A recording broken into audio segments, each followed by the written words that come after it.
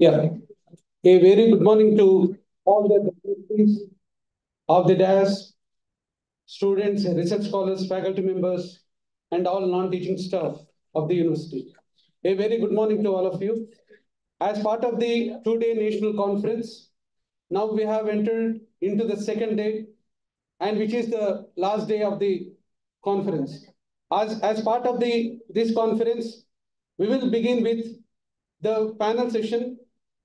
Yesterday, we witnessed and learned from panel discussion one yesterday that happened, and we learned, a lot of learnings from those intense debates and discussions. Now, we are going to witness another interesting panel discussion, and in this discussion, which is on state autonomy and fiscal challenges. For this panel discussion, the chairperson is Professor L.C. Malaya, sir, School of Economics, HCU, Hyderabad. May kindly come on to the dais. Rather. Okay. And I request the panelist, Professor M. Ramulu, sir, Usman University, may kindly come on to the dais and occupy the chair. I also request Mr. N. Venugopal, sir, editor, Dikshanam, the prestigious Telugu journal, may kindly come on to the dais and occupy the chair. I also request K. Ramachandra Rao, sir, School of Economics, HCU, may kindly come on to the dais and occupy the chair. The session organizer for this panel discussion is Professor P. Venkatramana, sir, Department of Sociology, Dr. B.R. Ambedkar Open University, may kindly come on to the dais and occupy the chair. Now I request Professor P. Venkatramana, sir, to kindly conduct the session and further proceedings. Thank you.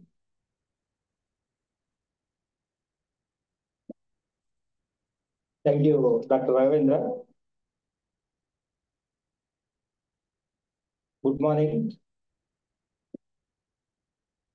respected panel speakers,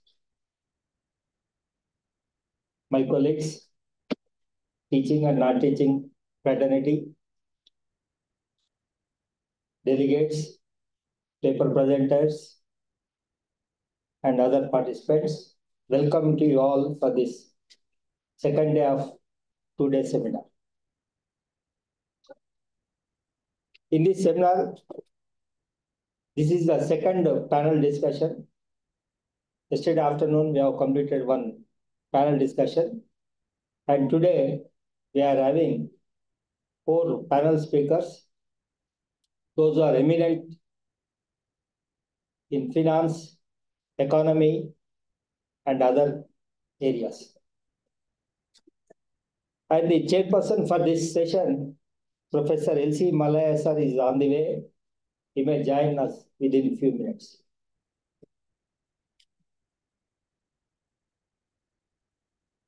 I request the panel speakers to speak on this topic for around 10 minutes. So each 10 minutes, so we can complete it by 40 to 50 minutes. Then we'll give some 20 minutes for the questions and answers. And it is my privilege to introduce today's panel speakers.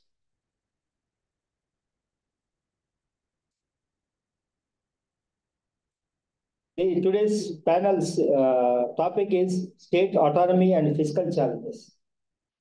రాష్ట్రాల స్వయం ప్రతిపత్తి కోశ విధాన సవాలు. నిన్నటి నుండి మనం తెలుసుకుంటున్నాం మన ఆర్థిక రంగంలో వస్తున్నటువంటి పెను మార్పుల గురించి మనకు కొంత అవగాహన అనేది జరిగింది. సో ఆ అవగాహనకు ఈరోజు మన స్పీకర్స్ మాట్లాడేటువంటి విషయాలు మనకు తోడ్పడతాయి. Now I will introduce Professor M. Ramulu sir, Professor of Economics and Board of Studies Chairman, Department of Economics, Usman University. Sir, 1998 to 2001, central సర్వీస్లో గ్రూప్ 1 ఆఫీసర్గా ఉండి 2007లో ఉస్మానియా యూనివర్సిటీలో అసిస్టెంట్ ప్రొఫెసర్గా జాయిన్ కావడం జరిగింది.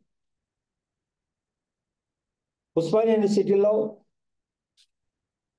ఆర్ట్స్ కాలేజ్ వైస్ ప్రిన్సిపాల్గా, అడ్మిషన్స్ ఇన్ఛార్జిగా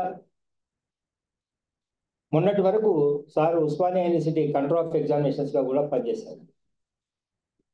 sir పర్యవేక్షణలో ఒక 10 మంది పిహెచ్డి అవార్డు పొందారు. అనేక జాతీయ అంతర్జాతీయ సెమినార్లలో సార్ పేపర్స్ ప్రజెంట్ చేయడం జరిగింది. And he has given so many extension lectures in different institutions, state level, even national level. So thank you, sir, for coming over here and accepting our invitation. And we have another speaker. The most of the people knows from Telangana people knows about Sri Nellutla Venugopal, popularly known as Veekshana Venugopal.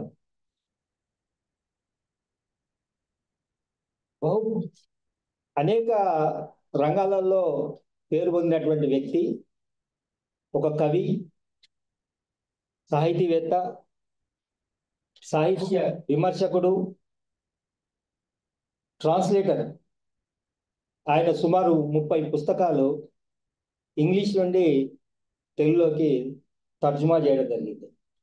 So దాంట్లో చాలా రైలు బడని, గుండె కాగడని, marks రచించినటువంటి capitalism, పెట్టుబడి, దాన్ని కూడా translate చేయడం జరిగింది. కులం, వర్గం, అధికారం, ఇట్లా ఒక 30 పుస్తకాలు తాను వివిధ భాషల్లో నుండి ఇక్కడికి అనువాదం చేయడం జరిగింది. రాయడం ఈజీ, కానీ అనువదించడం చాలా కష్టం. అంటే దాని పట్ల సంపూర్ణ అవగాహన, జ్ఞానం ఉన్నప్పుడే మనం అనువదించగలుగుతాం. ఒక లైన్ టు లైన్ అనువదించలేము. ఆ రైటర్ను పూర్తిగా అర్థం చేసుకున్నప్పుడే మనం అనువదించగలుగుతాం. It's a great work. స్వతహా తాను ఒక 30 పుస్తకాలు రచించడం జరిగింది. దానిలో పావురం అని, రాబందు నీడ అని, శ్రీశ్రీ అన్వేషణ అని, భీమే కోరగాం, ఇట్లా అనేక రకాలైనటువంటి పుస్తకాలు ఆయన రచించడం జరిగింది. సో అలాగే వీక్షణం అనేటువంటి ఒక సామాజిక, ఆర్థిక, రాజకీయ మాసపత్రికకు తాను సంపాదకుడుగా ఉన్నారు. So thank you Venugopal garu coming over here. And we have another speaker, doctor K Ramachandra Rao garu, assistant professor of economics, university of Hyderabad, Gachibowli, Hyderabad. Ramachandra Rao garu PhD Andhra యూనివర్సిటీని పూర్తి చేసుకొని తర్వాత ఢిల్లీ యూనివర్సిటీలో ఫ్యాకల్టీగా ఒక 2 years పనిచేయడం జరిగింది. తర్వాత మళ్ళీ మన యూనివర్సిటీ ఆఫ్ హైదరాబాద్ రావడం జరిగింది. 2013లో, అంటే ఇప్పటికి సుమారు 12 సంవత్సరాలు అయింది సార్ ఇక్కడ జాయిన్ అయ్యి. ఆయనకున్నటువంటి రీసెర్చ్ ఏరియాస్లో public policy and practice, public economics and health economics. So వారి పర్యవేక్షణలో 9 మంది పిహెచ్డి అవార్డులు పొందడం జరిగింది, 13 మంది ఎంఫిల్ అవార్డులు పొందడం జరిగింది. అలాగే తనకు ఒక 15 రీసెర్చ్ పబ్లికేషన్స్ ఇంటర్నేషనల్ స్కోపస్, మిగతా ఇండెక్స్లలో రావడం జరిగింది. సో థ్యాంక్ యూ రామచంద్రరావు గారు for coming over here. Now I request Ramul sir to start with. Ramul sir, so please come over here.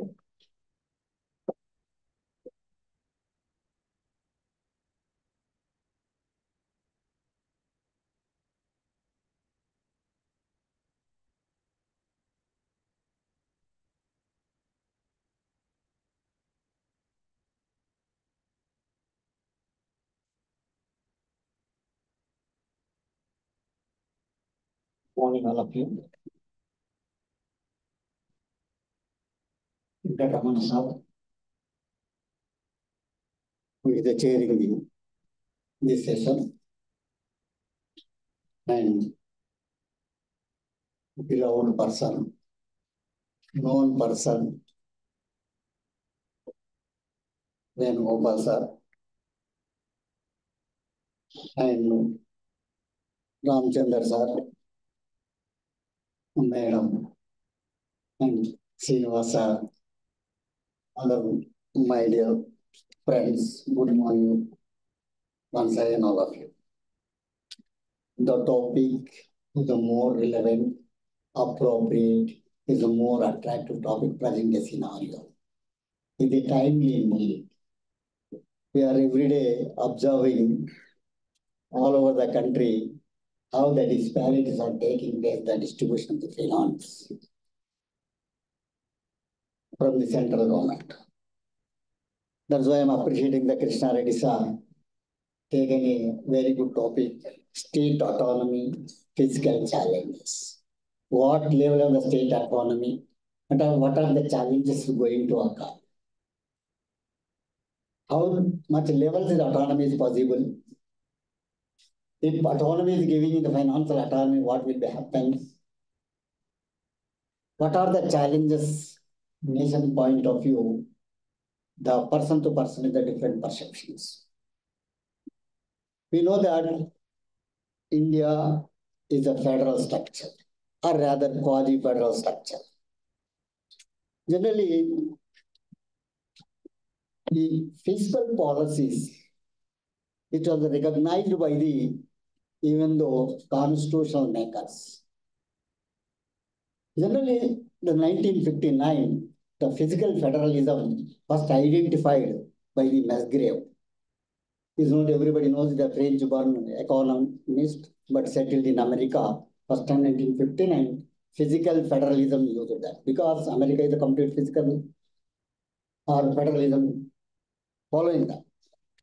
Generally, Constitution also clearly recognized that what are the sections or articles concentrating in the physical federalism. I request Professor Malay Garu, please sir. Welcome Malaya sir, good morning. Generally, Article 70, Article 75, Article 280, Article 282 to 293, these are clearly indicating that what are the constitutional right to get from the central government. Whatever the funds are distributing is not the prerogative of the central government, not will and wish of the central government. The constitutional rights is given to the states to get funds from the central government. Generally, why the theoretical structure is important means the majorly the problem has occurred that we have seen earlier when immediately independence country was not that much problem because central and state the same government, there was no problem at all. The problem has occurred from 1980 onwards only. This is the problem. Because regional parties have taken over power in the states, centrally the different party, state is the different party, the problem has started even though constitutional protection is there. Generally, the distribution of the funds is sharing the responsibility of the different states to implement the welfare schemes. When the regional parties gain the power, rather, even the central government also taken after 18 years coalition governments who are participating in the coalition government as a part of government, part of the government, they are getting the much better. Our same ruling parties, party the ruling in the states, they are also getting the better. But who are outside the coalition, other parties keep ruling the state, their problem is occurring. Now, generally, these are going, but when the 2016 implemented GST, the problem is escalated. It may be other side the better. The collection agency is the same. Collection is not at all a problem anywhere. Even the production is not at all a problem in any sector. The person is only the distribution. If you are not properly distributed, either maybe the finance, maybe anything problem occurred there. Generally, this linguistic diversity, pluralistic economy, regionalism, different parties ruling, it has escalated the problem of the financial distribution. Generally, the DST, most of the powers, collection taxes, particularly direct tax already has been there from central government only. Whatever the minimum level of the taxes in the hands of the state government or local government, it has entirely GST has transferred all the majority of the indirect taxes to the central government. That means a major, it may be the facilitation, the collecting agency, maybe. But the all transfers due to the GST tax system, various taxes transferred to indirect taxes transferred to the government. That is the major. Generally, GST removed or erosion of the state fiscal autonomy. State of the sales tax is collected, toll tax is collected, several taxes are collected in the different hands. But to the GST, blindly we have given to the different various taxes from the state hands to the central hand. Mean complete erosion of the state power. They have reduced their own autonomy, even though thanks to the NT Rama or other government, even the land tax also was not there. Has been removed. The land, the government cannot impose the land tax for them. If the government wants, they can impose, but nobody is ready to come to imposing the land tax, revenue tax. That is also one of the important tax was there earlier. Even the finance commissions also is not reviewing the proper way, what level state should be the autonomy, what level. Generally, even the finance commission also appointed by the central government. Who are giving the chairmanship or members, they are not properly reviewing. Old age system, what they are following, next commissions also following, is not properly reviewing that. Generally, finance, most one is important, all welfare schemes are implemented by the state governments. Majority welfare schemes implemented by the state government. Even the health, education, minimum local governance completely implemented by the state government, which are required huge amount. That's why when the GST collections are then taken over by the government, most of the government, state government, they're reducing the expenditure of the education and health due to lack of funds. One more, even though funds size not autonomy, and as well as state government is adopting the different schemes for promoting the welfare of the people. One more, even the government want to take the borrowings from the market, it is not permissible. That is linked with state gross domestic product. That means 3%. Behind that, you have to take recently sometimes 3.5. They are permitting that, but that is a restriction. Government want the promotion of the economic development and welfare. If the funds are not sufficient, the forcibly we are not encouraging to the government to do the welfare scheme. Generally, the tax distribution article clearly indicating that the 270 article very clearly indicated a tax distribution. Even the grant in aid also is not giving. There also discrimination. Article 275 clearly how to give the grant in aid to the different states also is not properly implementing. Now, the establishment of the finance commission to do the time to distribution of the funds as Article 280, that is also not properly appointing. The members also not in going to the depth of the need of the government policy or government finance. Okay. This is all regulating the state borrowings by Article 290. These all restrictions are imposing on the state government, and actually the government is losing their autonomy to collect the finance or raise the finance. Means unilateral tax system implemented by the central government. One more important beauty is there. If you are collecting the tax under the GST, as per the constitutional right, you have to give to the state government, respective state governments. But a very smart tool they have selected present now. That means that is a surcharge and cess. What a beautiful surcharge and cess. When the surcharger said collecting huge amount, there is no need to distribution of that amount. If you naming as a tax, the constitution has given a right to distribute that amount, but if collecting that in the name of the cess and surcharge, no need to give any state governments. That is the major drawback or lacuna in the state government side. But is the mostly, even though GST, other constitutional rights are there, state government are implementing the welfare scheme regularly, but which are entitled to get the funds from the central government, which are collected under the GST, also not timely given. It is also indirectly one way of harassing to the state government. If you're giving the timely, they can more productively, they can use that. But so much of the delayed is happening, almost all other things also there. Almost 20 to 30% of the funds still they are pending, not distributing as constitutional right to the state government. 20 to 30%, but state point of view is not ordinary thing.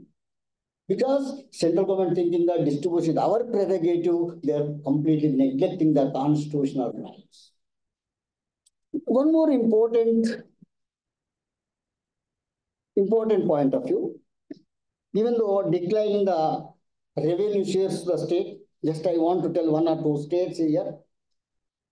The 5th Finance Commission to 16th Finance Commission, gap or 14th Finance to 15th Finance Commission. Generally, Karnataka, 14th Finance Commission to 15th Finance Commission recommendation. Karnataka alone lose 4.7% to 3.65%. When the 15th commission, the 14th commission was there, the state Karnataka has received 4.7%, but it has reduced to 3.65%. Kerala also 2.5 to 1.92%. Mean all states, almost all, their share is the declining from finance commission to finance commission. Most of the developmental schemes, one of the important schemes is here, central sponsored scheme. It is one very good, kind word is a very good, beautiful word. Central sponsored schemes. They will sponsor, but subject to you meeting the matching grants. Matching grants. Yes, I am ready to take the regional rural ring roads, whatever I am ready to implement any scheme, but you have to match the amount. The almost all state government of financial crisis, financial crunch, they are unable to pay the whole. The matching and beautifully central is ready to help you, no doubt. But you have to meet the matching grant. As long as you are unable to meet the matching grants, their amount is their side is safe, these people won't get any amount. This is the central sector sponsor schemes. Very, very, because when I was the central government officer, the government, the agriculture minister has given crores of rupees to the state government, but our restriction is the rural Godan scheme, other cold storage scheme, several schemes we have given. But subject is state government have spent this much. For example, 60 we are 40. Well, very cleverly claiming we are spending 60% now. You are only asking 40% lesser amount. They are the beggars, they doesn't know single pie, how they can spend the 40%. But when you are in the parliament, we are giving the 60%. What is your 40% now? If you are getting 100%, will fulfill the welfare of the people and promote the infrastructure. How it is possible?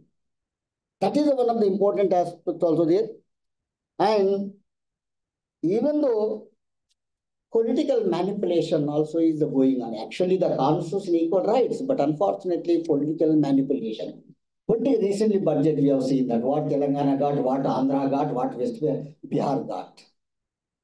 That means the manipulation itself means the government, they are manipulating the distribution. Actually, the constitution has given every right to equal. But unfortunately, these political manipulations also reducing the autonomy of the states. One of the important as there. Now, the political, what happened that 35% received the 2015-16, it declined to 30% to mean 23-24.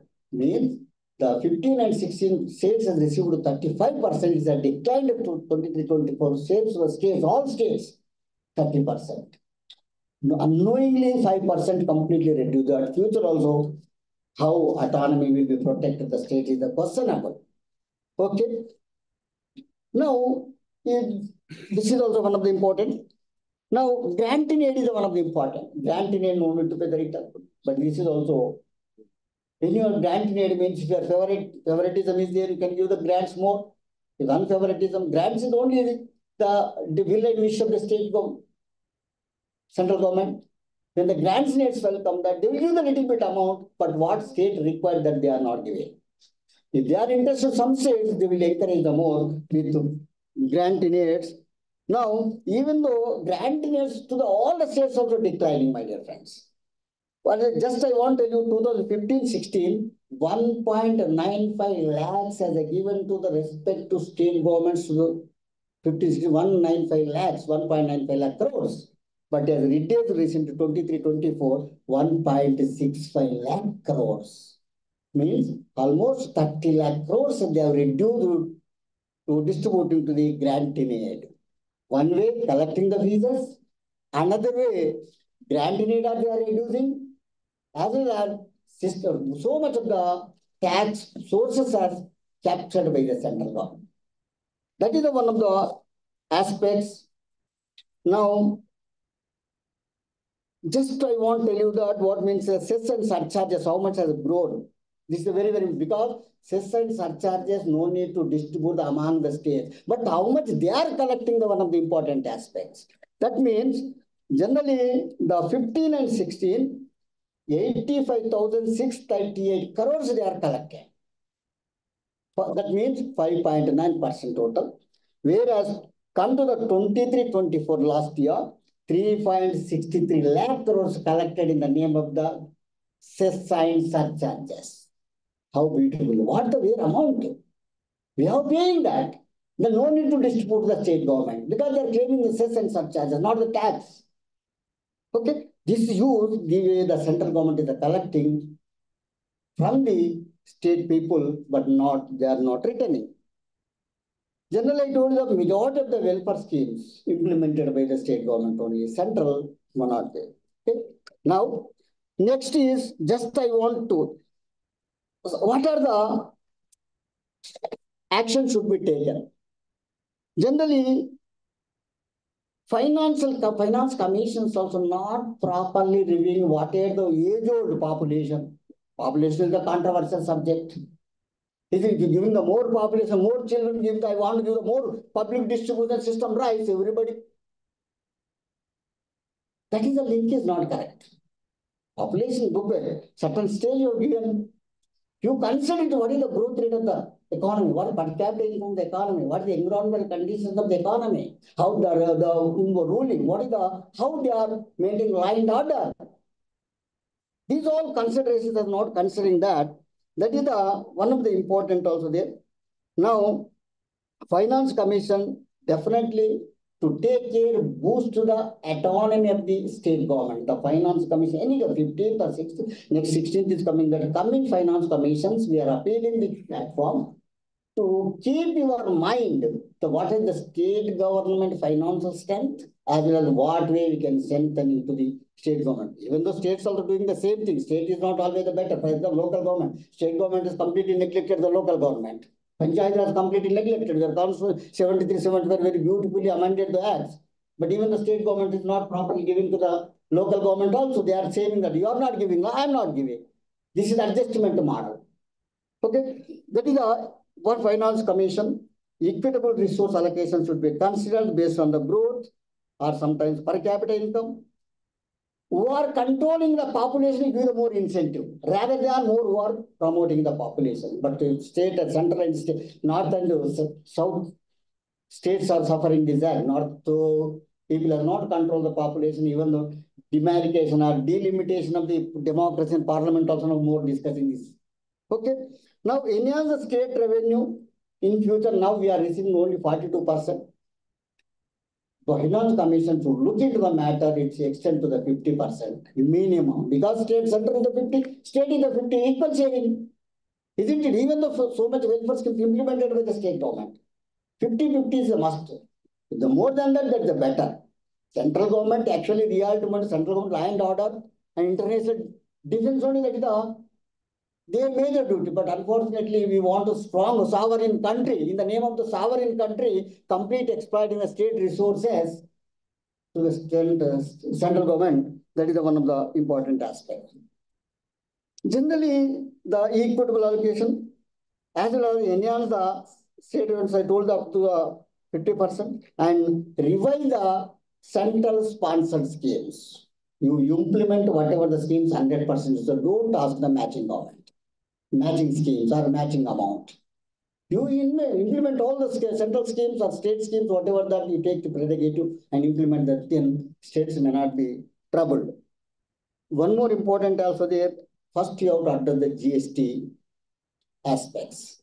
For example, where the population is very high in the north, they are using huge petroleum, but petroleum is not under the purview of GST. Where the southern states are using very judiciously, we are losing there. That the GST also look into the matter. What are the more using the other states, petroleum like other states, think it that. Okay. Now, you think that really 3% maybe the other aspects of indiscriminately taking the borrowings for other states will become the debt, other things may be there, but you also give the little bit of the free hands to the state government who are performing the better manner to evaluate, but give a little bit of liberty to borrowings if they are spending developmental. But unfortunately, what happened that most of the expenditure, when you think the physical sense, revenue expenditure more than the capital expenditure. I'm not saying the revenue expenditure is a danger. No. Revenue expenditure needs the government maintenance or other aspects. Revenue government is not the danger. But what level? Your revenue expenditure is not wrong. Okay, welfare of the schemes, people of the schemes, that is also salaries, who will bear, that is there. But other side, capital expenditure, don't think that if you are not creating additional infrastructure, the growth rate is questionable. Most of the 80% of the budget allocation is spending for the revenue expenditure. 10 to 20% capital expenditure. Just recently, I'm interested in the agriculture side, how much different state governments are spending for their budget. Revenue expenditure, whatever the amount allocated, but means most revenue, more than 90% only revenue expenditure for agriculture rather than capital expenditure. Capital will create the infrastructure. That may be irrigation projects, maybe other things also there. Sometimes delaying the projects also, cost is escalating, the states unable to bear, states also looking that angle. Now, the borrowings also, FRBM also look into that, improving the local government allocations, just, that is one of them. Next, we have to look into the vertical and horizontal fiscal federalism. That also one of the important aspect. Generally, vertical federalism is nothing but financial relation between the state, central, local government. Other side, horizontal federalism also understood the distribution of the resources. Horizontal means you have to distribute proper. What you are collecting, major share, you have to give it that. That's what the most of the share of the states is declining year by year. Finance Commission should take this angle, and if you are not properly taking that, this leads to the regional disparities to the allocation of funds. In the long run, even development also is a questionable certain states. Certain taxes should give to the state only. You have to give that finance own. Whatever the GST or collect all taken over, you have to give certain level of the taxes to the state government for a collection of their. This is the opinion. And generally, the share of the revenue expenditure, mostly efficient management system is very, very essential. Now, generally FRBM Act also think that debt SDP ratio, state to domestic. You think whenever you are allowing that, what is the debt the state has taken and what is the state GDP also you consider the ratios. If the certain states are performing very good manner per capita wise or GDP wise or developmental wise, definitely you have to give the certain privileges to them, get the more loans.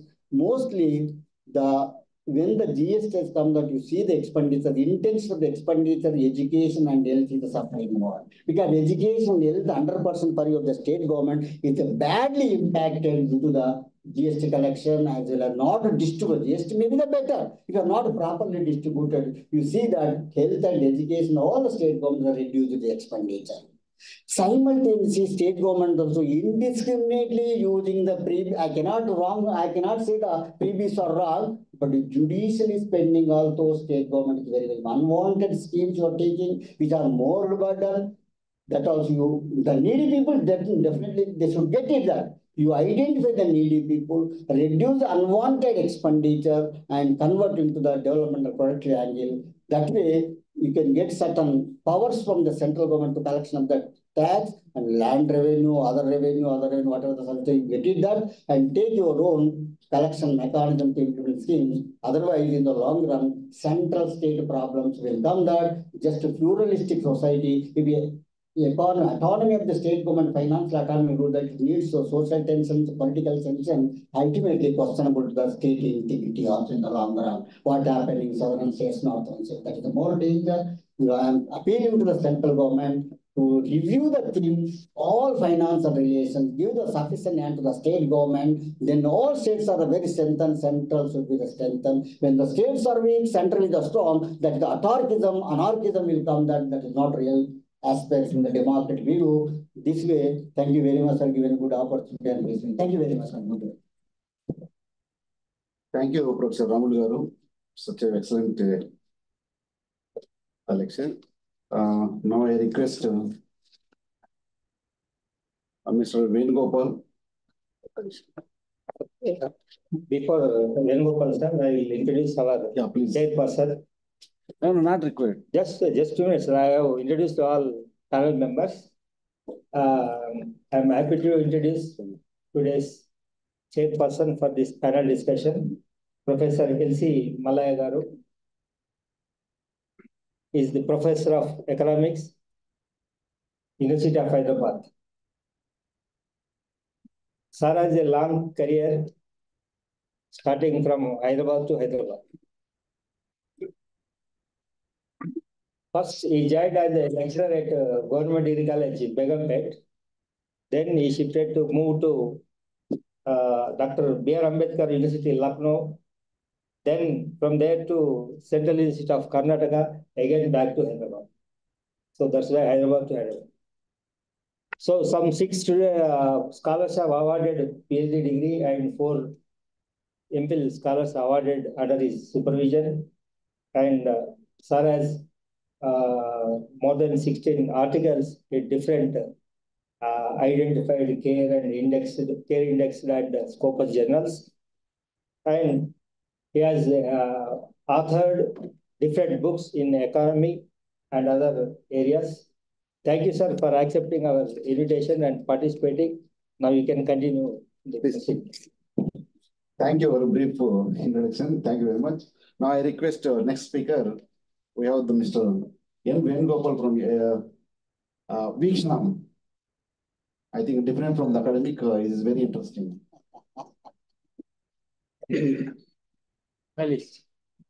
Thank you, Chairman, and dignitaries on the dais and friends in the hall. Actually, I'm an odd man out here. The entire panel is composed of academics, highly acclaimed academics. I'm not from academic field. I have been a journalist, though studied economics, trained economist, but I ventured into journalism some 40 years ago, and I have been running a kind of EPW in Telugu called Veekshanam, Journal of Society and Political Economy, for the last 23 years. First of all, I would like to thank the Economics Department of Dr. B.R. Ambedkar Open University for inviting me to share my views on this fiscal federalism. And as I said, I'm an odd man out here. I would also like to be another odd thing to speak in Telugu in this generally English seminar. Mitulara, మనం ఒక ప్రత్యేకమైన సందర్భంలో ఈ రాష్ట్రాల హక్కులు, ద్రవ్య వ్యవహారాలలో సమాఖ్య స్వభావం అనే వ్యవహారం మాట్లాడుకుంటూ ఉన్నాం. ఆ సందర్భం పత్రికలు చదివే, టెలివిజన్లు చూసే మీరు చాలా మందికి తెలుసు. ఇవాళ దక్షిణాదికి ఉత్తరాదికి మధ్య ద్రవ్య వ్యవహారాల్లోనూ రాజకీయ వ్యవహారాల్లోనూ ఒక తీవ్రమైన ఘర్షణ వాతావరణం నెలకొని ఉంది. 3-4 రోజుల కిందనే అనేక మంది ముఖ్యమంత్రులు, అనేక పార్టీల ప్రతినిధులు తమిళనాడు ప్రభుత్వ ఆధ్వర్యంలో ఒక సదస్సు జరిపి కేంద్ర ప్రభుత్వం మీద తిరుగుబాటు జెండా ఎగరేశారు. ఆ సందర్భంలో నిజానికి ఇది ఒక రాజకీయ వ్యవహారం. మనమేమో ఇక్కడ అర్థశాస్త్ర శాఖలో ద్రవ్య వ్యవహారాలలో సమాఖ్య స్వభావం గురించి మాట్లాడుకుంటున్నాం. అయితే ద్రవ్య వ్యవహారాలు అంత విడిగా ఉండేవి కావు. తప్పనిసరిగా అవి రాజకీయాలతో, సామాజిక ఆర్థిక వ్యవహారాలతో, దేశంలో ఉన్న పాలనా వ్యవహారాలతో సంబంధంలో ఉండేవి. ఇవాళ మనం ఫిస్కల్ ఫెడరలిజం, ద్రవ్య వ్యవహారాలలో సమాఖ్య స్వభావం అని మాట్లాడుకోవడానికి ముందు నిజానికి గత 40-50 సంవత్సరాలుగా సమాఖ్య స్వభావం గురించిన చర్చ దేశంలో, దేశ రాజకీయాలలో, దేశ ఆర్థిక వ్యవహారాలలో పెద్ద ఎత్తున జరుగుతుంది. ఆ చర్చను కూడా మనం ఒకసారి మన పరిశీలనలోకి తీసుకొని ఆ చర్చ నేపథ్యంలో ఇవాళ ఫిస్కల్ ఫెడరలిజాన్ని ఎట్లా చూడాలి, ఇవాళ వస్తున్న ఘర్షణలను ఎట్లా చూడాలి అర్థం చేసుకోవాల్సి ఉంది. మొట్టమొదట ఇవాళ చర్చ కేవలం ఆర్థిక సంబంధాల విషయంలో మాత్రమే కాదు. 2023లో ఆర్ఎస్ నీలకంఠన్ అనే ఒక అర్థశాస్త్రవేత్త, journalist north versus south, the great India's divide అనే ఒక పుస్తకం రాశాడు.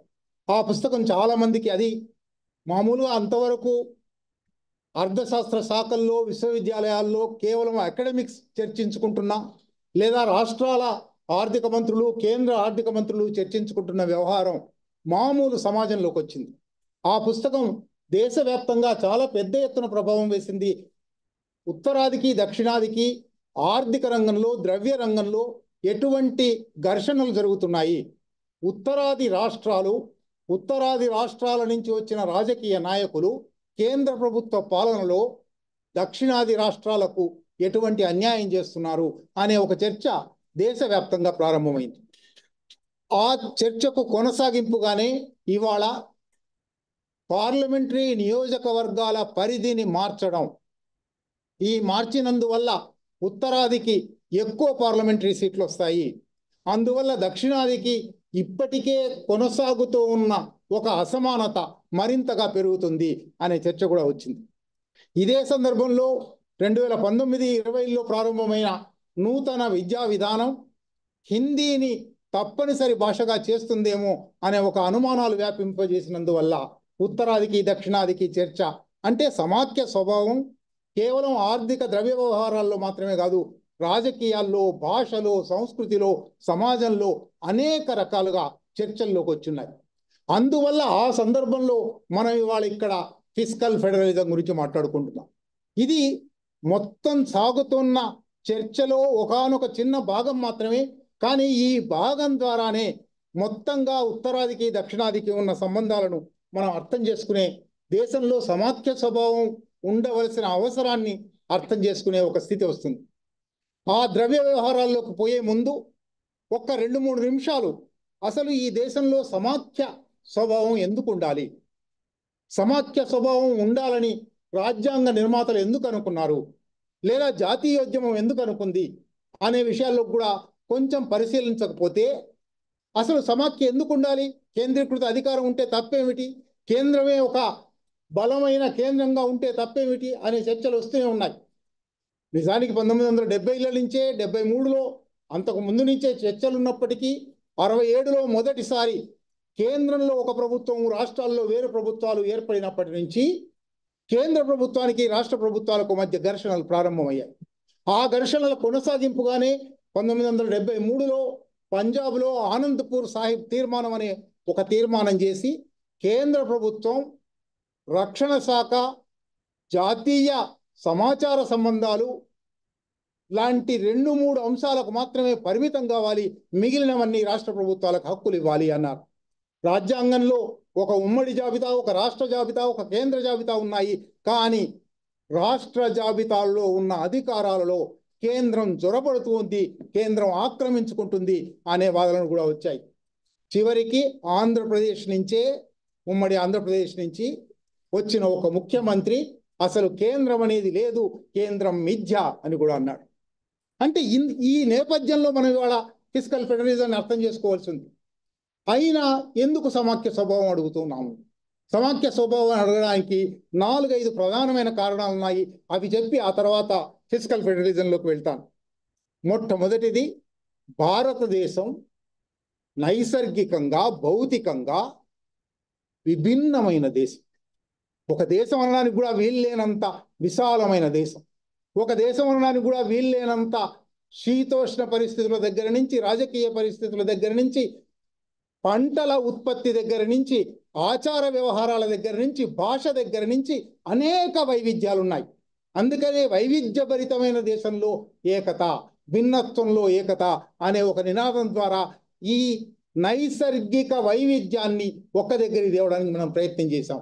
కానీ ఈ భిన్నత్వానికి ఏకత్వం అంటూనే భిన్నత్వాన్ని గుర్తిస్తున్నాం కాబట్టి భిన్నత్వానికి ప్రాధాన్యత ఇవ్వాలి, అదే సమాఖ్య స్వభావం అనే ఒక ఆలోచన వచ్చింది. అది మాత్రమే కాదు, ఫిజికల్ డైవర్సిటీ మాత్రమే కాదు, భారతదేశం చరిత్ర పొడవునా భారతదేశం అనేది లేదు. 1947 ఆగస్టు 15న ఏర్పడిన భారతదేశం ఏదైతే ఉన్నదో అది అంతకుముందు ఎన్నడూ లేదు. ఏక పాలన కింద లేదు, ఒకే రాజకీయ యూనిట్గా ఎన్నడూ లేదు. విస్తారమైన భారత భూభాగాన్ని పాలించిన అనేక రాజవంశాలు, శాతవాహనులు కావచ్చు, గుప్తులు కావచ్చు, ఆ తర్వాత మొఘళ్ళు కావచ్చు, ఆ తర్వాత బ్రిటిష్ వాళ్ళు కావచ్చు, ఈ విశాలమైన భూభాగాన్ని పాలించిన వాళ్ళు వీళ్ళు మాత్రమే. వీళ్ళ పాలనలో కూడా ఎప్పుడు భారతదేశం ఇప్పుడు ఉన్నట్టుగా లేదు. కృష్ణకు కిందికి, తుంగభద్ర కిందికి ఏ ఢిల్లీ పాలన పోలేదు. గంగా మైదానాన్ని దాటి తూర్పుకు ఏ ఢిల్లీ పాలన పోలేదు. ఢిల్లీ పాలన ఎక్కువలో ఎక్కువ పాలించింది ఇవాళ హిందీ బెల్ట్, కొంతవరకు నర్మదా దిగి వస్తే. అంటే చారిత్రకంగానే ఒక్క దేశంగా ఉండని, ఒక్క రాజకీయ పాలనా ప్రాంతంగా ఉండని ప్రాంతాన్ని బ్రిటిష్ వాళ్ళు ఏకం చేయడానికి, ఏక మార్కెట్ కోసం ఏకం చేయడానికి ప్రయత్నించి అప్పుడు కూడా 560 సంస్థానాలను స్వతంత్రంగా ఉండనిచ్చారు. 560 సంస్థానాల మీద ఢిల్లీ పాలన లేదు, ఇంగ్లాండ్ పాలన లేదు. రాణి వాళ్ళతో ఒప్పందాలు కుదుర్చుకుంది, అయినప్పటికీ స్వాతంత్రం ఇచ్చింది. వాళ్ళ కరెన్సీ వాళ్ళు ఉంచుకునేటట్టు, వాళ్ళ జెండాలు వాళ్ళు ఉంచుకునేటట్టు, అంటే సార్వభౌమ రాజ్యాధికారాలు కూడా ఇచ్చిన చరిత్ర ఉంది. ఆ చరిత్రలోకి వివరంగా పోయే సమయం ఇక్కడ లేదు. మూడవ అంశం, సామాజిక సాంస్కృతికంగా కూడా ఈ దేశం విభిన్నమైన దేశం, అనేక దేశాలు కలిగిన దేశం. మౌంట్ బాటన్ వెళ్ళిపోతున్నప్పుడు చిట్ట చివరి వైస్రాయ్గా, గవర్నర్ జనరల్గా వెళ్ళిపోతున్నప్పుడు భారతదేశాన్ని ఇన్నాళ్ళు పాలించారు కదా 200 ఏళ్ళు, ఏమనుకుంటారు భారతదేశం గురించి అని ఆయన ఒక ఇంటర్వ్యూ చేశారు. ఒక 100-150 పేజీల ఇంటర్వ్యూ, చాలా సుదీర్ఘమైన ఇంటర్వ్యూ. దాంట్లో ఆయన ఇండియా గురించి ఏమనుకుంటారంటే, India is not a country, it's a continent. ఒక ఖండం లాంటి విస్తారమైన సామాజిక సాంస్కృతిక వైవిధ్యతలు ఉన్న దేశం ఇది.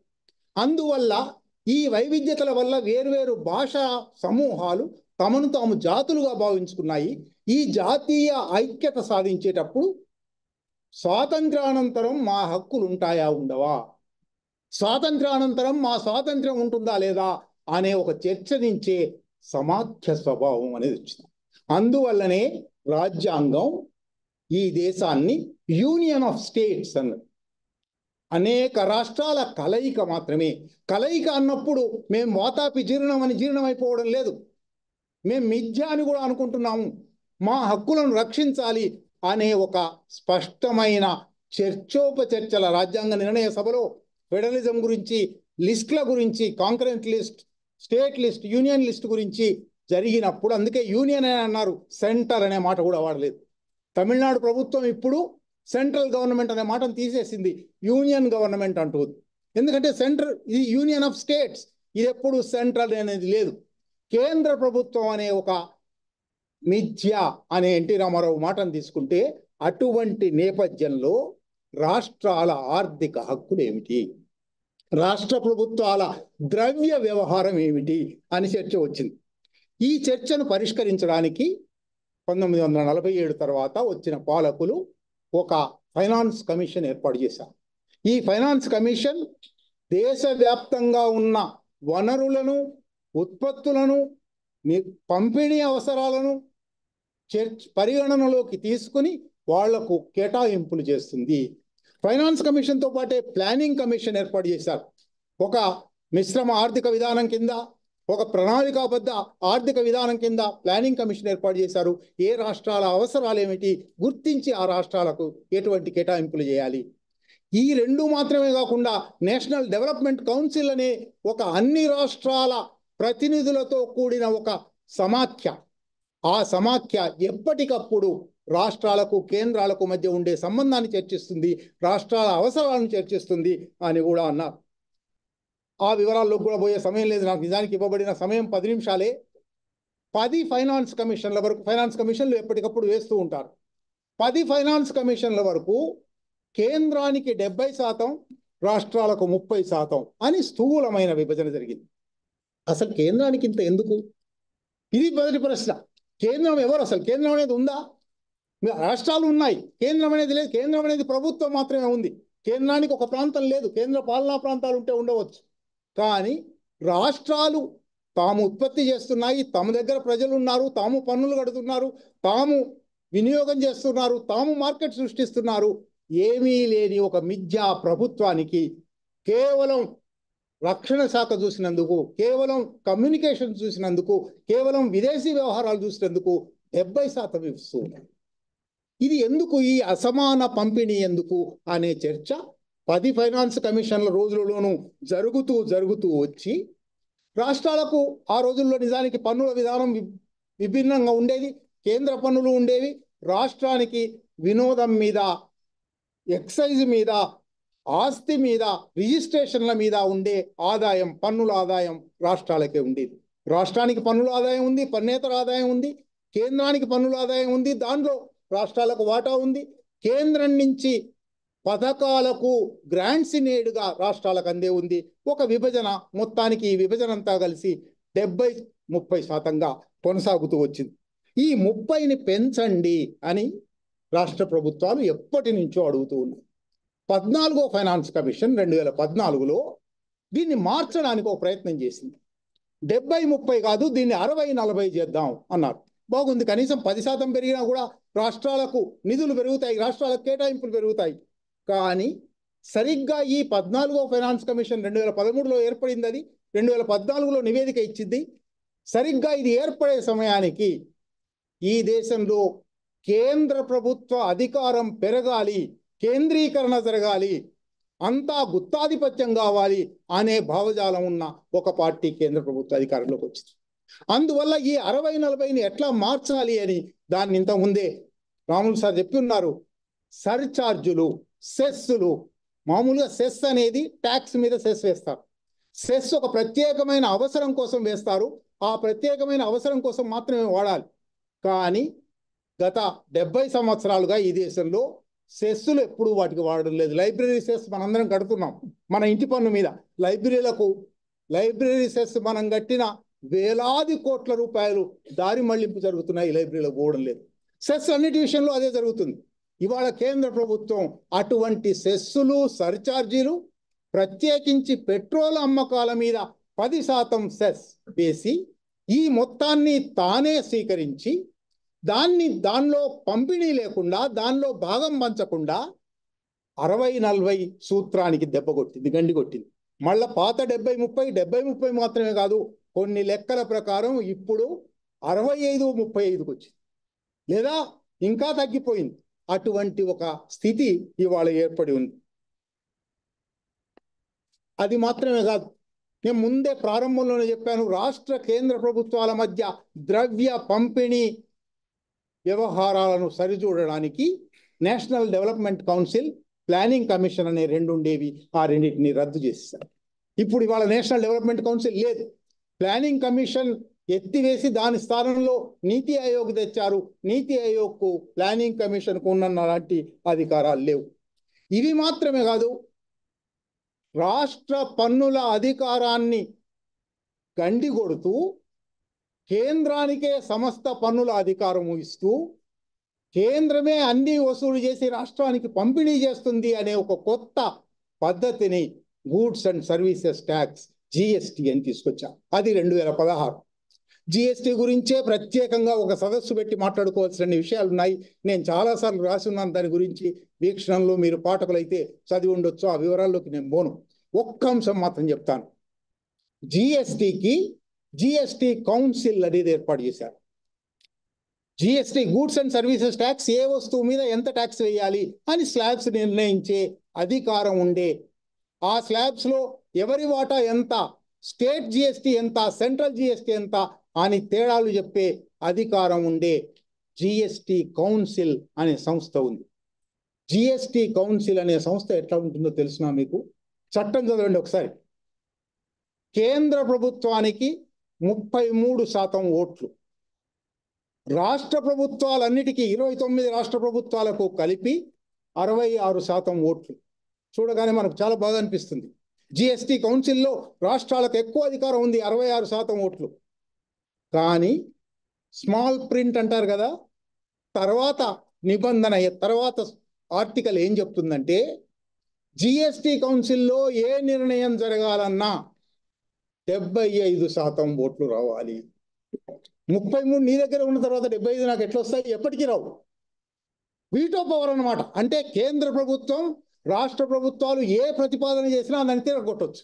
అది అమల్లోకి రాకుండా చేయొచ్చు. రాష్ట్ర ప్రభుత్వాలకు అందరికందరూ వేరు పార్టీలో ఉన్నాయి కాబట్టి అందరూ ఒక మాట మాట్లాడరు. మాట్లాడినప్పటికీ వాళ్ళకి 66 ఉంటాయి, 75 ఎప్పటికీ రావు. కాబట్టి వాళ్ళు నిర్ణయం తీసుకోలేరు. కేంద్రం తన బొటనవేలి అధికారాన్ని ఉపయోగించి అన్ని రాష్ట్రాలను కొన్నిటిని బెదిరించి, కొన్నిటిని నయానా, కొన్నిటిని భయానా తన 33తో పాటు 75 తెచ్చుకునే అవకాశం ఉంది. కేంద్రం అనుకున్నది నెరవేరుతుంది. ఇది జిఎస్టి కౌన్సిల్. ఎంత అంటే ఫిస్కల్ ఫెడరలిజానికి అన్నిటికన్నా పెద్ద దెబ్బ తగిలింది జిఎస్టి వల్ల, జిఎస్టి కౌన్సిల్ వల్ల. ఇది అట్లా ఉండనిచ్చి fiscal responsibility and budget management act అని 2003లో ఒక చట్టం వచ్చింది. రాష్ట్ర ప్రభుత్వాలు ఇష్టారాజ్యంగా అప్పులు చేస్తున్నాయి, అప్పుల విష వలయంలో పడిపోతున్నాయి. కనుక వాటిని అప్పులు పరిమితం చేయడానికి వాళ్ళ జిఎస్డిపికి, వాళ్ళ రాష్ట్ర స్థూల ఆదాయానికి 3% కన్నా ఎక్కువ అప్పులు చేయడానికి వీల్లేదు అని ఒక చట్టం. ఫిస్కల్ రెస్పాన్సిబిలిటీ బాగుంది. బడ్జెట్ మేనేజ్మెంట్, ఫిస్కల్ రెస్పాన్సిబిలిటీ రాష్ట్రాల మీద పెట్టారు కానీ కేంద్రం మీద లేదు. ఈ 3% రాష్ట్రాలు ఇంతకాలంగా 2003 నుంచి పాటిస్తూ ఉన్నాయి. ఎక్కడైనా పాటించని 1-2 రాష్ట్రాలు ఏదో దొంగలెక్కలు చేసి మా FRBM యాక్ట్ పరిధికి దాటి మేము అప్పులు తెచ్చుకుంటున్నామని ఎక్కువ అప్పులు తెచ్చుకుంటున్నాయి. తెలంగాణ ప్రభుత్వం కూడా అట్లా చేసింది. కానీ 3 నుంచి అది ఎక్కువ 3.2, 3.5 కావచ్చు, అంతకన్నా ఎక్కువ కాలేదు. కానీ కేంద్ర ప్రభుత్వానికి మాత్రం ఈ పరిమితి ఏమీ లేదు. అది ఇష్టారాజ్యంగా అప్పులు చేస్తూ ఉంది. ఈ అప్పులన్నీ ఎవరు కట్టాలి అంటే భవిష్యత్ తరాలు. ఈ తరం వర్తమానాన్ని తాకట్టు పెట్టి భవిష్యత్తుకు ఏదో భవిష్యత్ తరాలకు మళ్ళీ అప్పు ఇవ్వబోతూ ఉన్నాం. ఇటువంటి స్థితి FRBM యాక్ట్ ద్వారా జరుగుతూ ఉంది. ఒక్క చిన్న లెక్క చెప్తాను. ఫిస్కల్ ఇంబ్యాలెన్స్, ఫిస్కల్ మేనేజ్మెంట్లో ఫెడరలిజం ఎట్లా ధ్వంసం అయిపోతుంది చెప్పడానికి. మొత్తంగా దేశ పన్ను ఆదాయంలో 64% దక్షిణాది రాష్ట్రాలను మినహాయించి మిగిలిన 24 రాష్ట్రాల నుంచి వస్తుంది. 24 రాష్ట్రాలు 64% పన్ను ఆదాయాన్ని ఇస్తున్నాయి. కేవలం దక్షిణాది 5 రాష్ట్రాలు 36% ఇస్తుంది. కేవలం 5 రాష్ట్రాలు 3వ వంతు కన్నా ఎక్కువ 36% ఇస్తూ ఉంటే 24 రాష్ట్రాలు కలిసి 3/2 ఇస్తున్నాయి. పోనీ ఇవ్వడం సంగతి సరే, మా దగ్గర ఎక్కువ ఉత్పత్తి ఉంది, మా దగ్గర ఎక్కువ పరిశ్రమలు ఉన్నాయి, మా దగ్గర ఎక్కువ వ్యవసాయం ఉంది, మేము ఇస్తున్నాం, మాకు ఎక్కువ మార్కెట్ ఉంది, ఇస్తున్నాం అనుకోవచ్చు. మేము ఇస్తే మాకు తిరిగి ఇవ్వాలి కదా. కేంద్ర ప్రభుత్వం అన్ని తన గుప్పెట్లో పెట్టుకొని తన గల్లాలో వేసుకుని నీకు అని బిచ్చం వేసినట్టుగా వేస్తుంది కదా. ఎంత వేస్తున్నదో తెలుసునా? 36% ఇచ్చిన దక్షిణాది రాష్ట్రాలకు కేంద్ర ప్రభుత్వం నుంచి అందింది 18.6%.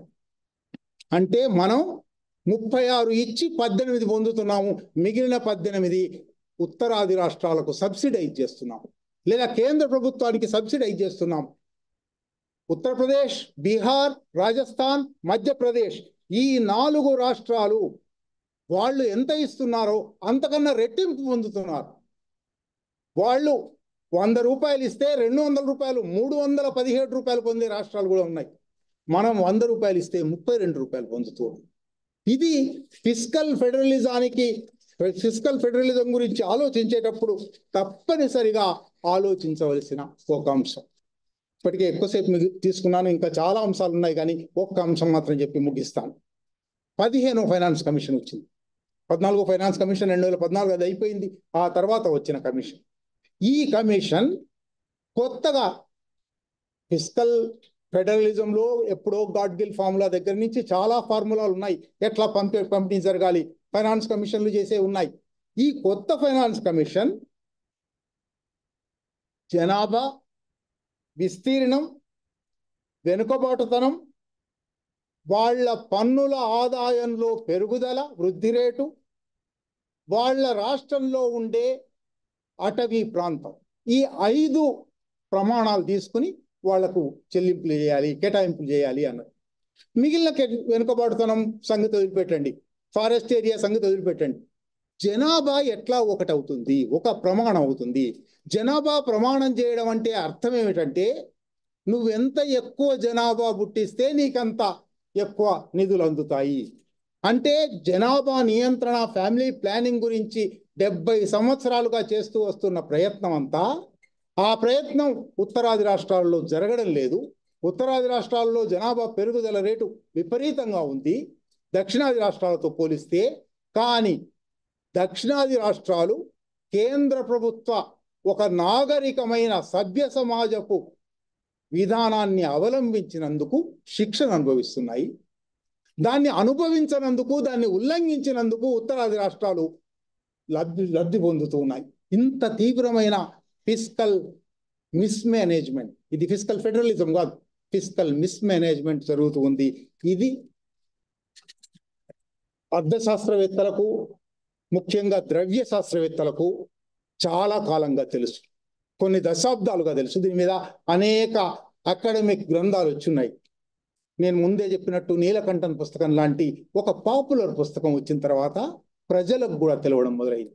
ఇది ప్రజలకు విస్తృతంగా తెలిసినప్పుడు మాత్రమే ఏదైనా ఒక ప్రభుత్వం, అది నిజానికి రాష్ట్ర ప్రభుత్వాలు కూడా మున్సిపాలిటీల మీద, స్థానిక స్వపరిపాలన సంస్థల మీద, లోకల్ బాడీస్ మీద ఇటువంటి పద్ధతి చలాయిస్తున్నాయి. మున్సిపాలిటీలుగా చూస్తున్నాయి అని అనేవాళ్ళు ఇదివరకు. మున్సిపాలిటీలుగా రాష్ట్ర ప్రభుత్వాలు తన కింది పట్టణాలను చూస్తున్నాయి, కేంద్ర ప్రభుత్వం రాష్ట్ర ప్రభుత్వాలను చూస్తుంది. ఇటువంటి అసమ పద్ధతి ఉండకూడదు. మేమెంతో మాకంత వాటా అనేది ఒక ప్రజాస్వామిక సూత్రమే కానీ అది కేవలం జనాభాకు మాత్రమే వర్తింపజేయకూడదు. వెనుకబాటుతనానికి, వాళ్ళ దగ్గర ఉండే పన్నుల ఆదాయానికి, వాళ్ళ దగ్గర ఉండే పారిశ్రామిక అభివృద్ధికి, వాళ్ళ దగ్గర ఉండే వ్యవసాయ అభివృద్ధికి, మొత్తంగా ఆ ప్రాంతపు పురోగామి స్వభావాన్ని దృష్టిలో పెట్టుకొని సమాఖ్య స్వభావాన్ని ద్రవ్య వ్యవహారాలలో అమలు చేయాలి అనేది ఒక ప్రజాస్వామిక సూత్రం. ఈ ప్రజాస్వామిక సూత్రాన్ని ఎంత ఎక్కువగా ప్రజలలోకి తీసుకుపోతే, ఎంతగా ప్రజాస్వామికీకరణ, ద్రవ్య వ్యవహారాల ప్రజాస్వామికీకరణ జరిగితే అంతగా ఈ దేశ పురోగతి సాధ్యమవుతుంది. అటువంటి దానికి అకాడమిక్ సెమినార్లు మాత్రమే కాకుండా ప్రజలలోకి ఈ విషయాలు తీసుకోవాలి. ఈ తీసుకుపోయే అవకాశం కల్పించిన డాక్టర్ బిఆర్ అంబేద్కర్ ఓపెన్ యూనివర్సిటీకి, అర్థశాస్త్ర శాఖకు కృతజ్ఞతలతో నాకు ఈ అవకాశం ఇచ్చినందుకు ధన్యవాదాలు. థ్యాంక్ యూ మిస్టర్ వేణుగోపాల్ గారు. It is also your speech is also is the integration of economics and what you were saying, odd man out. It is not odd man out. So now we'll go to one more speaker, Dr. K. Ramchandra. from School of Economics, University of Hyderabad.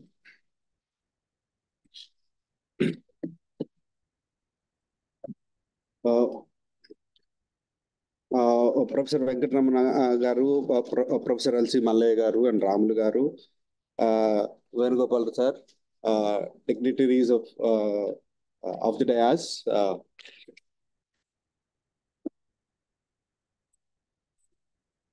delegates of the National Seminar, students and friends. Good morning to everyone.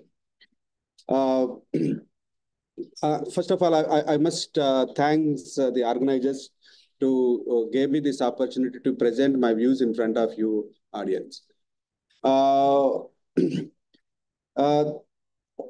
Historically, this subject is a debatable subject. Giving concise suggestions on it is a very, very delicate as well as balanced challenge. If you see the theme of the present panel discussion is state autonomy and fiscal challenges. Let me try to give a different perception of this aspect. As previous speakers has focused on how state and central government or union government relations has been there, how constitutional and non-constitutional organizations or institutions are helping to facilitate these institutions. Earlier speaker Venugopal sir narrated the story behind historical and political aspects, sociological aspects of Indian Union as well as territories, how historically they separate each other. It is not now debating, it is historically. Now I'm further pushing the boundaries towards the origin of the state. If you see the literature, literature on the state has been divided into two complementary elements of the origin. Number one is cooperative, another one is extractive. Cooperative means the cooperative theories of the state are rooted in a social contract agreement, which means it is a political thinkers like Hobbes, Locke, Rousseau, and Rawls has been proposed it in which the individuals within community voluntarily entrust some subsets of their peer with some authority to give it, which means people themselves realize some party is not controlled by them, so some subsets of the things have been given to someone, which means that the independent decisions that they are making, some part of has been given to some third party. The third party here is the state. So the state autonomy voluntarily or by being a form of a social contract, people themselves realized that we need to give some sort of our thing. What type of such things? For example, the given that the literature has been given. For example,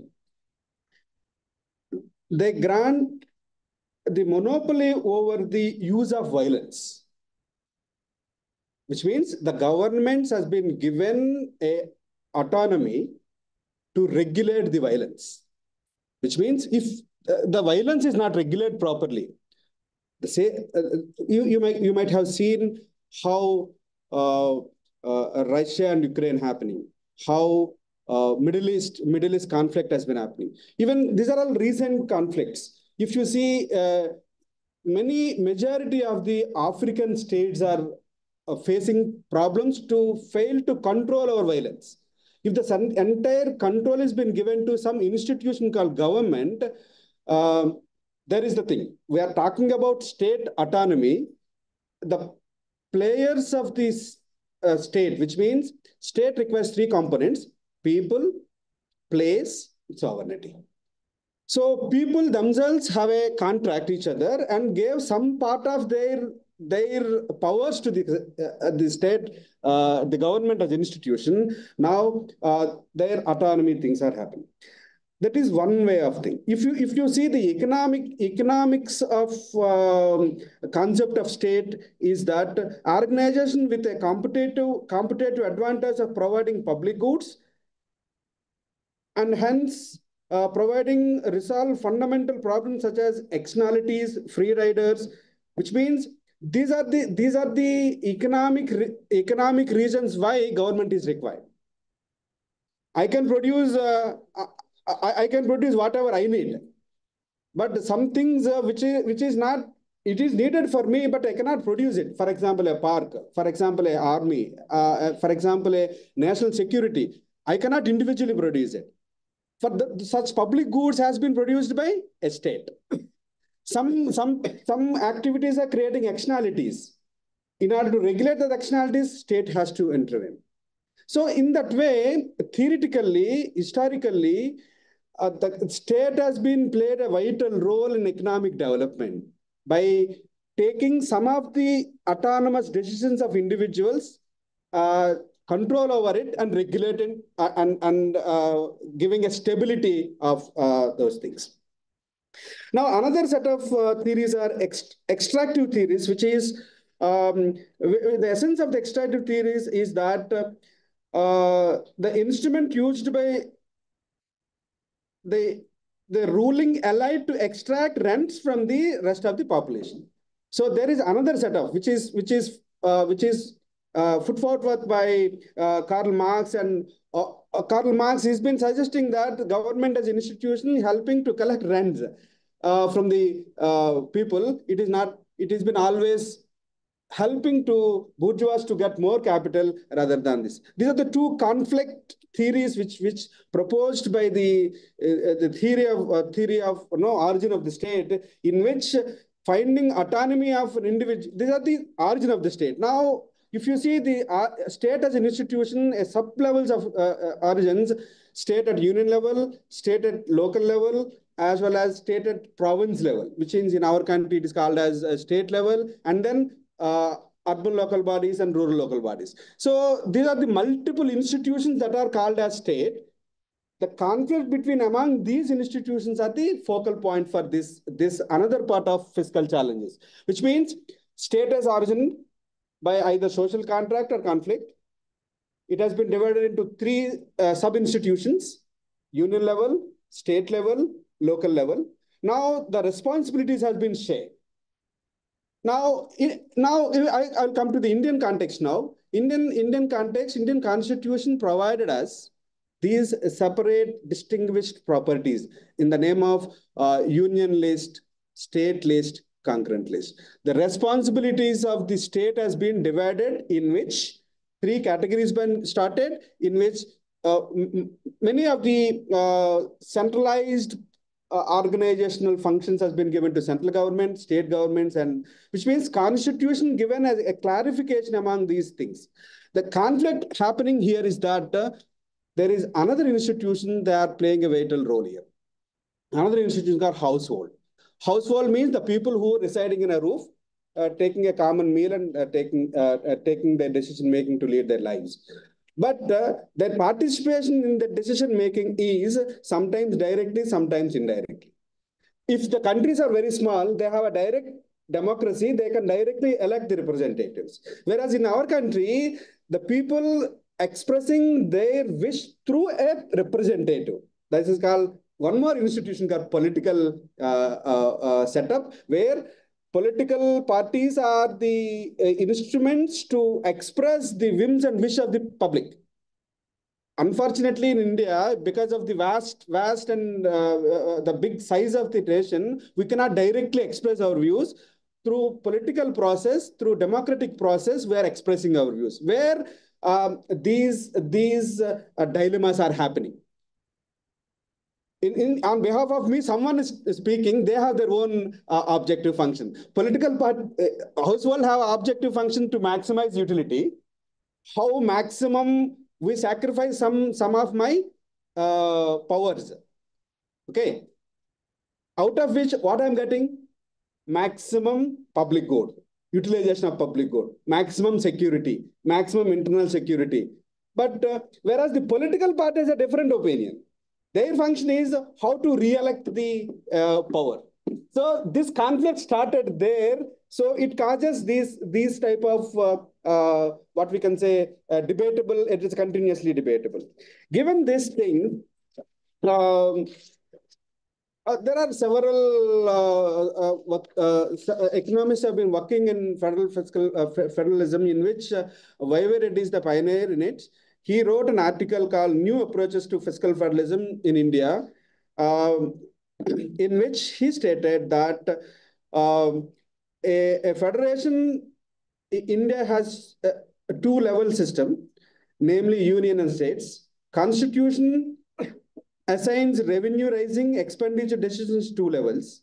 It broadly applies competitive advantage of principle and assigning tax powers and expenditure functions. It also reconciles the imbalance that rises consequence of provided by mechanism, resolve these vertical and horizontal imbalances, which means between union states as well as horizontal means among the states. This mismanagement between expenditure and assignments, the institutional agreement of Finance Commission as well as a transfer by the non-finance commission outside the Finance Commission agreement, that is called earlier Planning Commission, now is Niti Aayog, is been given a freedom to distribute these resources. As Sir rightly pointed out, 14th Finance Commission gave a very big, bold decision that the state government must receive 42% of total divisible pool money to this state government. But if you see in practicality, the Planning Commission got away, the development and non-development grants got away, in which Gadgil formula, 5.5% of funds has to be transferred to the state government. It is subsumed. And earlier, before the 14th Finance Commission, the central government have a discretionary powers, especially environmental related thing, disaster thing. 1.5% of the total divisible pool can be given. Now it has been subsumed. Which means their 2.25%, 5%, which means 42 become 30, 34, 36, which means it looked like 42%, but actually it is not happening. If you see recent things that are added into the this institutional setup called GST introduction. Once GST introduction, once again, as Sir said, states volunteered themselves to give away power of imposing tax to the central government, where 33%, 63%, that democratic process they followed, but in which somewhere they lose their autonomy by voluntarily. No one has forced them, but somehow the delegation process, they did it. Now we are talking about the autonomy which we gave back, and now we are talking about that autonomy. That is the what we can say paradox we are talking about, in which. One more element that is also there, that already previous two speakers mentioned about cess and surcharges. They're imposing it, which means it is not comes under the divisible pool, in which in these criterias, the revenue resources of the state government has been diminishing. Hence, 14th and Finance Commission, respect to 15th Finance Commissions has devised a mechanism under three categories in which they are suggesting to distribute these resources. One is neutral indicators and equity indicators and efficiency indicators.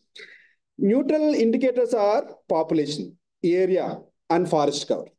Whereas equity indicators are income, index of infrastructure, income distance, and fiscal capacity distance, which means income inequalities as well as fiscal capacity inequalities.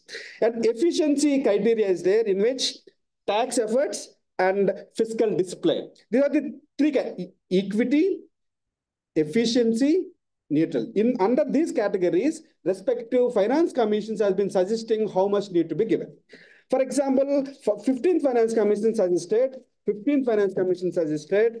for population 15%, demographic performance 2.5%, income distance 45%, area 15%, tax effort 2.5%, forest coverage 10%.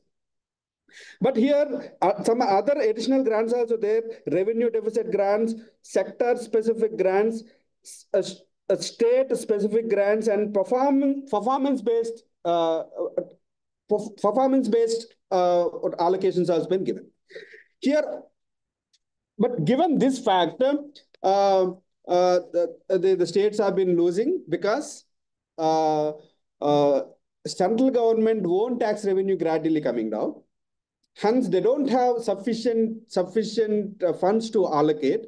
Among this, in order to run central government, they are imposing surcharges as well as cesses, so that they are getting more share of common pool. So the states are vulnerable. They don't have sufficient funds to allocate regularly. Now, given these things, a 16th Finance Commission constituted, and terms of reference have been coming out, in which Professor Srivastava identified one important thing is that 16th Finance Commission terms and reference ignored the tax GDP ratio, fiscal deficit GDP ratio, as well as debt GDP ratio as a factor. Earlier, Finance Commission used to calculate those indicators to disseminate the information. Now they are not doing it. So in that way, state governments further losing the revenue resources, which causes further escalation.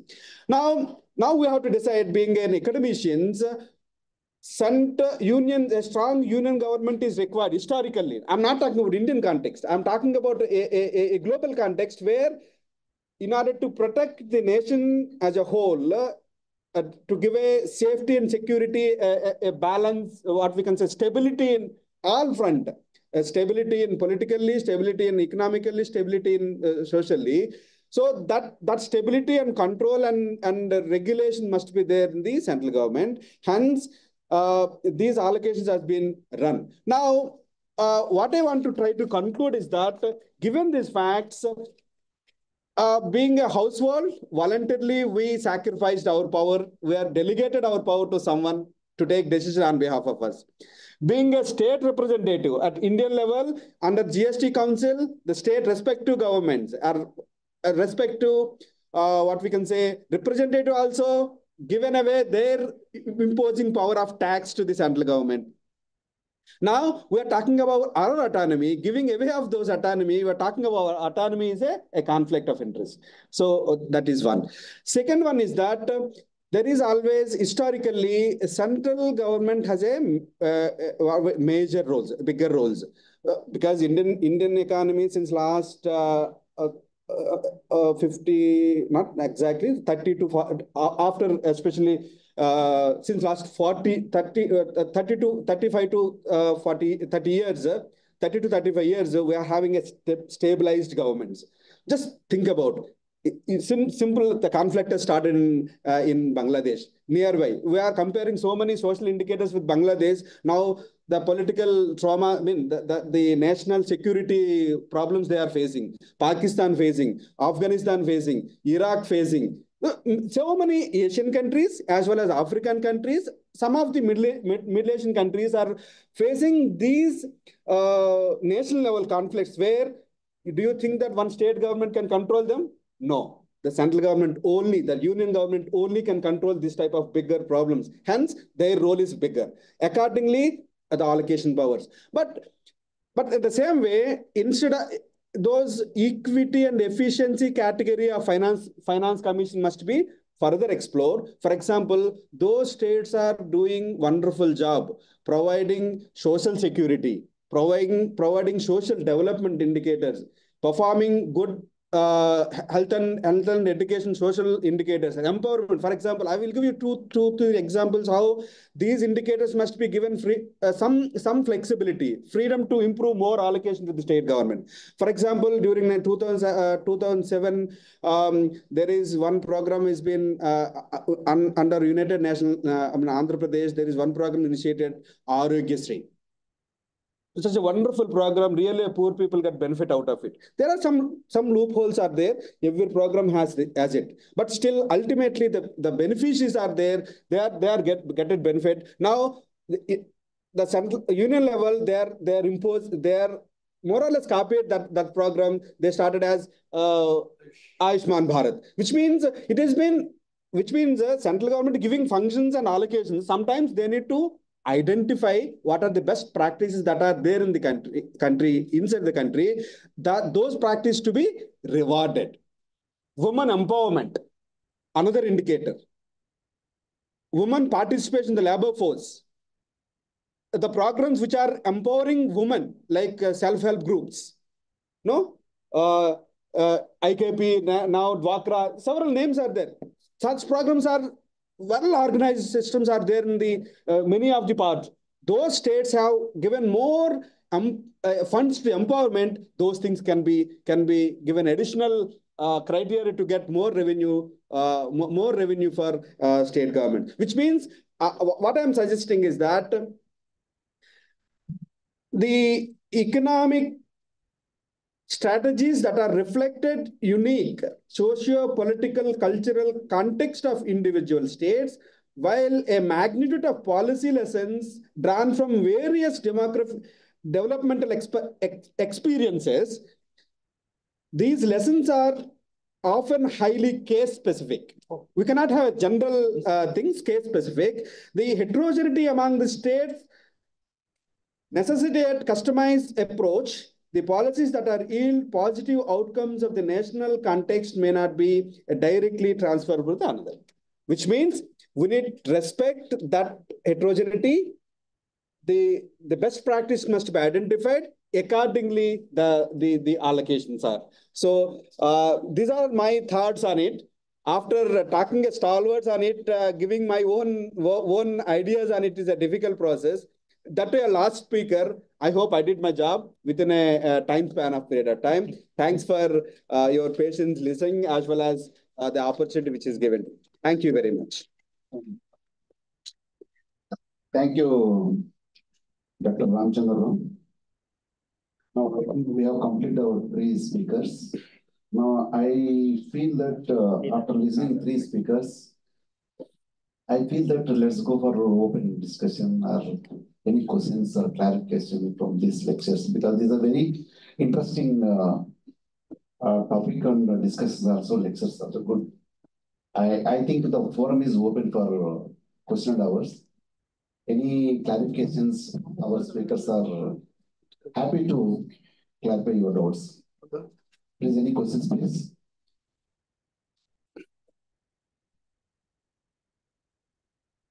Yeah, no questions? Any, please? Please. ఇది question అనేది లేదు. యాక్చువల్గా open లా అర్థశాస్త్రం ఉండాలా, అర్థం చేసుకునేటి వాళ్ళే ఉండాలా.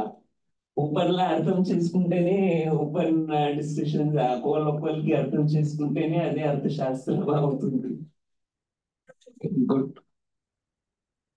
Yeah, thank you. Any other? Sir, question వచ్చేసి వేణుగోపాల్ సార్. మీరు ఇంతకుముందు మనమే ట్యాక్సెస్ కడుతున్నాము, సెంట్రల్ 60% మనమే ఉన్నాం, 30% వాళ్ళు ఉన్నారు. సెంట్రల్ మొత్తం డామినేట్ చేస్తున్నాను అన్నారు. నీతి ఆయోగ్ ఉంది కదా సార్, మరి ఇది చేయలేదా? అందరికి డిస్ట్రిబ్యూషన్ సమానంగా ఇవ్వలేదా సార్ ఫండ్స్? ఆల్ స్టేట్స్ కి ఫండ్స్ ఇవ్వలేదా? లేకపోతే దానికి తగ్గట్టు ఇంకొకటి ఏమన్నా మనం ఇంకొక సంస్థలు ఏర్పాటు చేసుకోవాల్సిన అవసరం ఏముందా? Okay, we'll collect all questions, then we'll respond. Yeah, please, this side.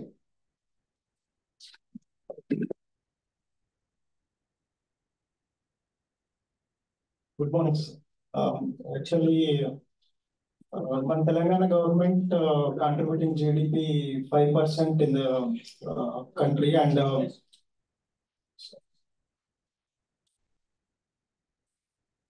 మన తెలంగాణ గవర్నమెంట్ 5% GDP contribute చేస్తుంది, and our population is 2.5% around. And recently the meetings were happening in Tamil Nadu or southern states related to the delimitation.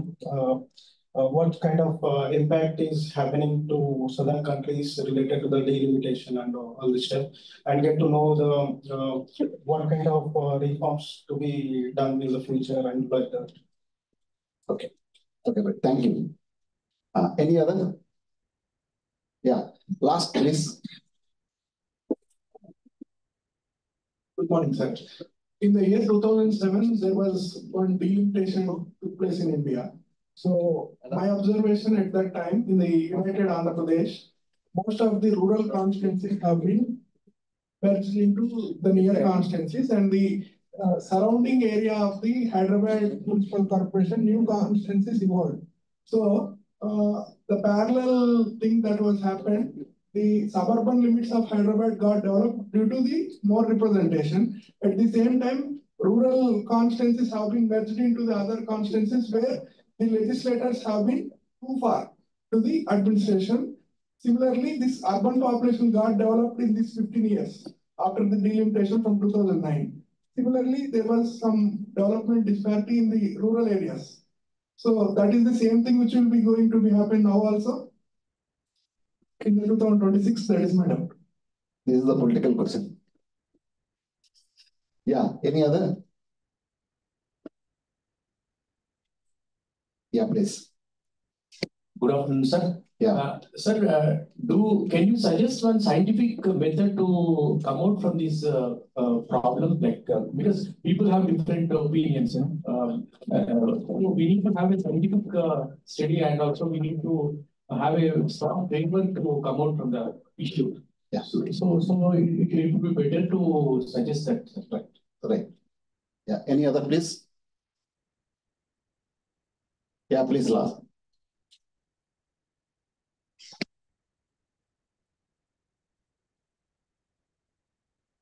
Sir, ఇలాంటి వ్యవస్థ భారతదేశం ఏర్పడిన 75 years నుంచి ఇలానే కొనసాగుతుంది sir. రాష్ట్రాలు మనం చేసే పనులు డెవలప్, మన కానుంచి ట్యాక్సెస్ కానీ ఏదైనా మనం పే చేస్తున్నాం.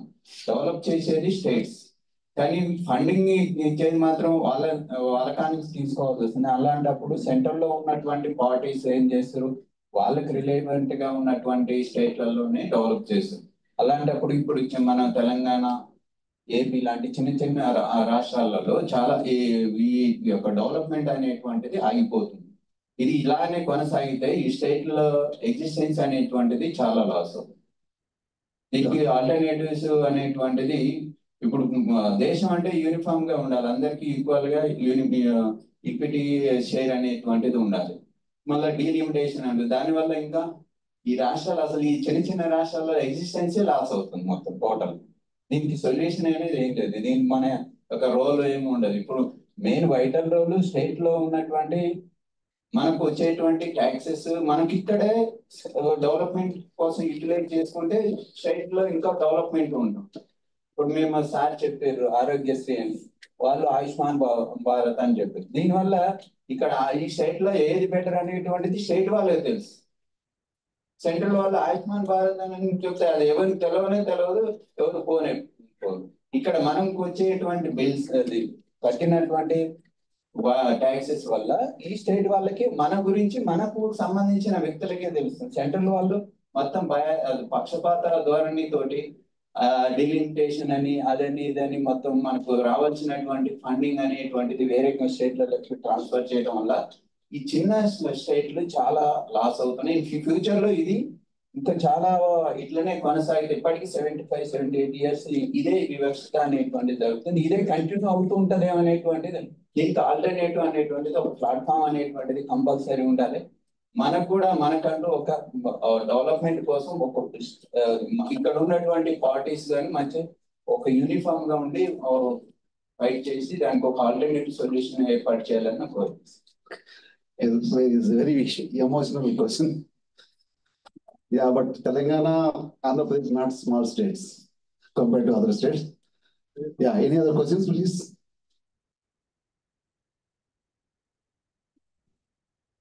Any other, please?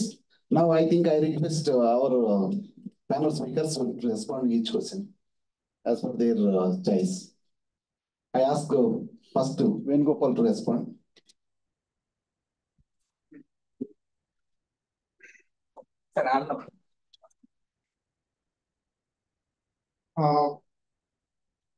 నాకు డైరెక్ట్ గా వచ్చిన ప్రశ్న ఒకటి రెండే, మిగిలినవి జనరల్ ప్రశ్నలు.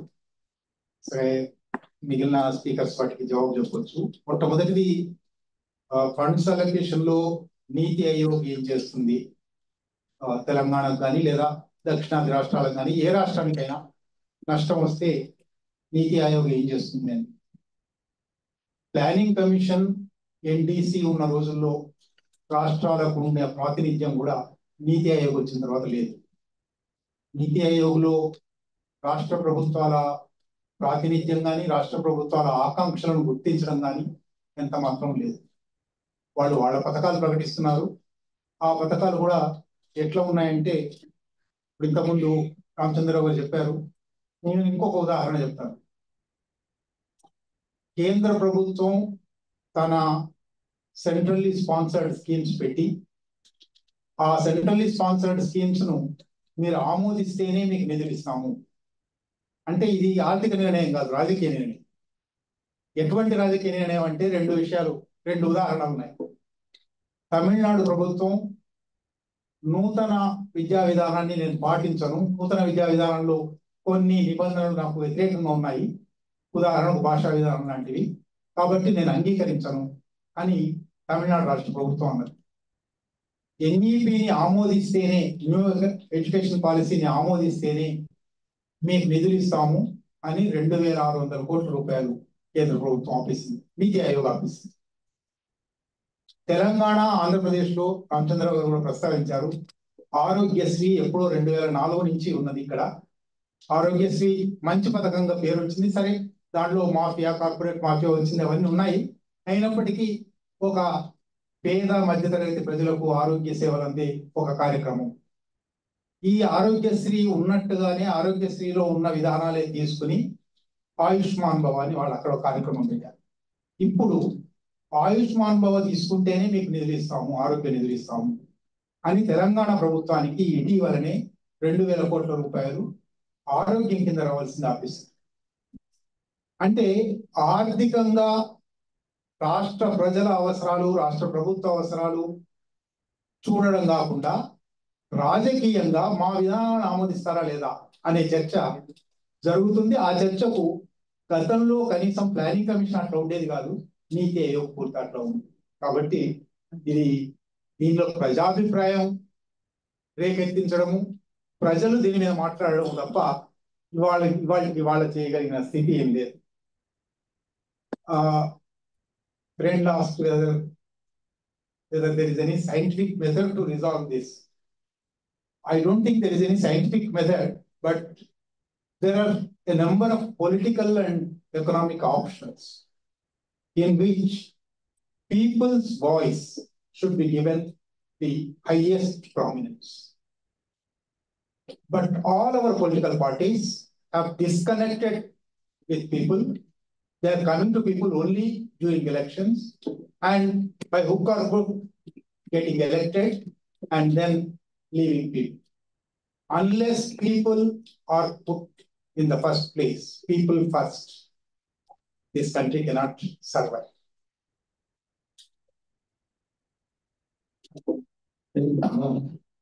Gopal sir already answered. Agency ఏది స్టార్ట్ చేసుకుంటున్నామని క్వశ్చన్ కానీ నీతి ఆయోగ్ అంటావా, ఇంకో ఆయోగం, నీతి ఆయోగం నీతి ఉందో లేదో తెలియదు మాకు. ఈ సంస్థ పేరు మారడం వల్ల వ్యవస్థ మారుతుంది అనుకోవడానికి వీలు లేదు. Finance commission better commission, constitutional body ఎక్కడ పెద్దది లేదు. బట్ కాన్స్టిట్యూషన్ బాడీలో ఎవరు రిప్రజెంట్ చేస్తున్నారు, ఎవరు ఇన్ఫ్లుయెన్స్ చేస్తున్నారు అని సమాన ప్రతిపత్తి స్టేట్స్ కనుక రిప్రజెంట్ చేయగలిగి వాళ్ళ దామాష ప్రకారం కనుక చేయి, ఒక లార్జర్ స్కేల్లో చేసి వాళ్ళ డిమాండ్స్ కనుక చేసి ఒక సైంటిఫిక్ రివ్యూ కనుక చేస్తే దాన్ని ఫైనాన్స్ కమిషన్ మించినటువంటిది లేదు. బికాస్ కాన్స్టిట్యూషన్ బాడీ నీకు రైట్ కూడా ఉంది. ఏదైనా ఉండా కూడా నువ్వు సుప్రీంకోర్టులో క్వశ్చన్ చేసి కాన్స్టిట్యూషన్ అగైనెస్ట్ వస్తే ఇక్కడ క్వశ్చన్ ఇది సుప్రీంకోర్టు. బట్ మనం అంత లెవెల్ దాకా పోతలేదు, ఇంకా ఫండమెంటల్ గా రాకపోతే ఆ లెవెల్ దాకా వచ్చినప్పుడు డెఫినెట్ గా ఇట్ మే బి రిజాల్వ్. అయితే డీలిమిటేషన్ కానీ పొలిటికల్ యాంగిల్, ఇక్కడ డీలిమిటేషన్ పార్లమెంట్ మాట్లాడడం స్ట్రెంత్ ఆర్గ్యుమెంట్ కు మారవచ్చు తప్ప కాన్స్టిట్యూషన్ ఫైనాన్స్ డిమిషన్ చేసినా మన హక్కు ప్రకారం, గ్రోత్ ప్రకారం, డెవలప్మెంట్ ప్రకారం పారామీటర్స్ ఏవైతున్నాయో దాని ప్రకారం ఇవ్వాలని మనం కొట్లాడాల్సిందే. దాన్ని ఎవరు దానదమంతో చేసేది కాదు కనుక సార్ చెప్పినట్టుగా ప్రజల్లో అవేర్నెస్ వచ్చి మన political representatives should also more important. Because మన పవర్ అంతా డెలికేట్ చేశాం. వాళ్ళు అడగలిగితే ఏ వ్యవస్థ అయినా బాగా నడుస్తుంది. కాకపోతే ఏంటంటే సెంట్రల్ కూడా ఈ ఫెడరలిజం కనుక స్టేట్స్ కనుక నెగ్లిజెన్స్ కనుక చేస్తే లాంగ్ రన్ గా అది సమస్య వస్తుంది. లాంగ్ రన్ అది ప్రాబ్లం. అది సెంట్రల్ మనం బాగా సావరిన్ పవర్ ఉంటే, స్టేట్స్ వీక్ అయ్యి సావరిన్ పవర్ బాగా ఉంటే బలంగా ఉంటాం అనేది చాలా భ్రమ. సెంట్రల్ ఒకటి లా అండ్ ఆర్డర్ వల్ల దేశాన్ని కంట్రోల్ చేస్తానంటే ఇది జరగని పని. ఇప్పుడు సార్ చెప్పారు డిఫెన్స్ బాగుంటే దేశం కాపాడబడుతుంది. ఇప్పుడు ఇన్ని మస్తు కంట్రోల్ చేస్తే తెలంగాణ ఎందుకు వచ్చింది మరి పోలీసులు కాదు. ఇది కాదు, అక్కడ కాదు. అది సమానత్వంగా డెవలప్ వచ్చినప్పుడు పీపుల్ అందరిగా వచ్చినప్పుడు నా నేషన్ అనేది అందరూ ఈక్వల్గా డెవలప్ అయినప్పుడు ఏ సమస్య ఉన్నా కూడా డెవలప్ అవుతుంది తప్ప ఒక అటాక్రిటిజంలో, ఒక డామినేటివ్లో, ఒక కంట్రోలింగ్ మెకానిజంలో డెవలప్మెంట్ జరగదు కనుక సెంట్రల్ స్టేట్ కోరిలేటెడ్. ఎందుకంటే ఫెడరల్ రిలేషన్స్లో సెంట్రల్ స్టేట్ ఈక్వల్గా భాగస్వాములై ప్రజలను అందరినీ భాగస్వామి చేసి అభివృద్ధి చేసుకుంటే సంస్థ పేరు ఏది పెట్టినా ఏం చేసి తప్ప పొలిటికల్ ఇంట్రెస్ట్ ఉన్నంత వరకు, ఒక సెల్ఫిష్నెస్ ఉన్నంత వరకు వ్యవస్థ కరెక్ట్గా నడుస్తుందని నేను అనుకుంటున్నాను.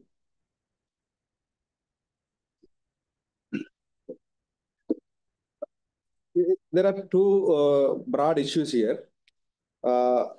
Number one, the union level authorities must consult the local level. They need to identify the local needs. Accordingly, the systematic transfer of funds must be there. Sir, there is a systematic transfer of fund mechanism is there. Earlier, no, Constitution itself gave some delegation of powers, as well as Finance Commission is there. Now Finance Commission gone, Niti Ayog came, but in which people are having their own objective functions rather than a common entity. It is happening with both sides also. For example,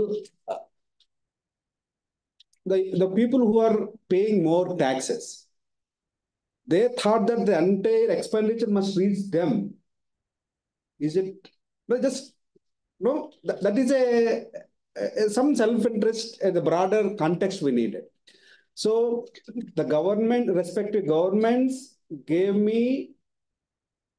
allowed me to move away from a small place in Srikakulam district to Delhi and came back to Hyderabad.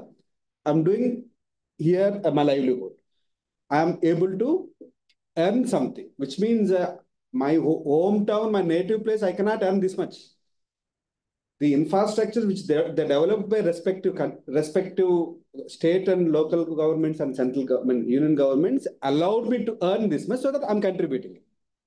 So I cannot ask that I am contributing 30 to 40% of my income. The entire expenditure which is governments are doing must reach to me only. Somewhere that equity also need to be done. So in that way, but the southern part is, if you see the Indian economic survey statistics, there is chapter 1. There is one graph which indicates that it is about capital expenditure by the respective state governments. There are 15 state governments are doing capital expenditure more than the central government. Whereas there are 13 states, they are doing capital expenditure which is less than the national average. Okay, so the funds has been given. Even though it is small, respective states got the allocation around 35. The same economic survey states that national state governments are getting during April to November 2025. During April to November 2025, the state's share of union taxes is 38.4%, which means 38% of revenue has been shared to the state governments. But out of which 13 state governments are doing less capital expenditure than the national average, which are, if you see, those states are rich states like Himachal Pradesh, Bihar, Mizoram, Maharashtra, Tamil Nadu, Jharkhand. The TR means it's in Tripura, Rajasthan, West Bengal, Kerala, AP, and so these are the Punjab. These are all relatively, no, except Bihar, relatively developed states. They are spending less on capital expenditure. So the money is coming. How we are spending also matter. So in that way, I do agree with the consultation must be done. Local needs to be identified. They are institutionalized.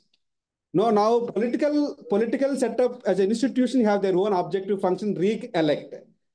Whereas people like us have a different opinion, equity and equitable distribution.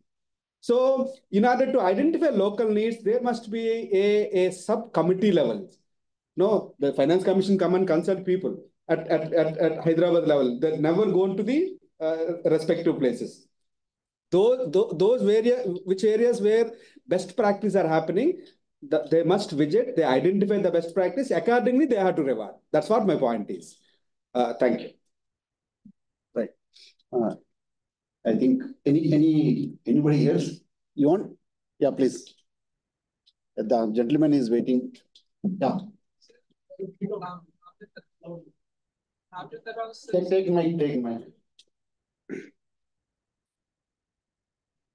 So, Ramchandra? Yes, sir. Yeah, please. Sir, you said like capital expenditure of the developing states is less as compared to the developing states. But the reason is here the developer states are giving political promises of welfare programs. So how you answer my question in the context of the political parties should sustain the political power for a long time by solving and implementing the political promises. They get the power. If they did not solve the political promises in the form of welfare programs and freebies, so the total amount they are getting from the taxes and they're spending on the welfare program. So they are not able to keep on the capital expenditure. So my question is that by spending the total amount on the welfare programs is causing the state to keep the less capital expenditure, and it is leading to the less allocation of funds from the central government. How you are going to tackle this? Right. Yeah. If I understood correctly, you are talking about freebie programs. See, every program has two elements. Some revenue expenditure is there, capital expenditure is there. By using that program, we can establish a new set of skills, new set of opportunities, empowerment, so that in future people are going to get benefit. I will give you a case. I told you my case itself. During NTR government, I got one bag of slate, one bag, one uniform. I enter into this school. That is completely for them. It is a first. If it is a building, that is a capital expenditure.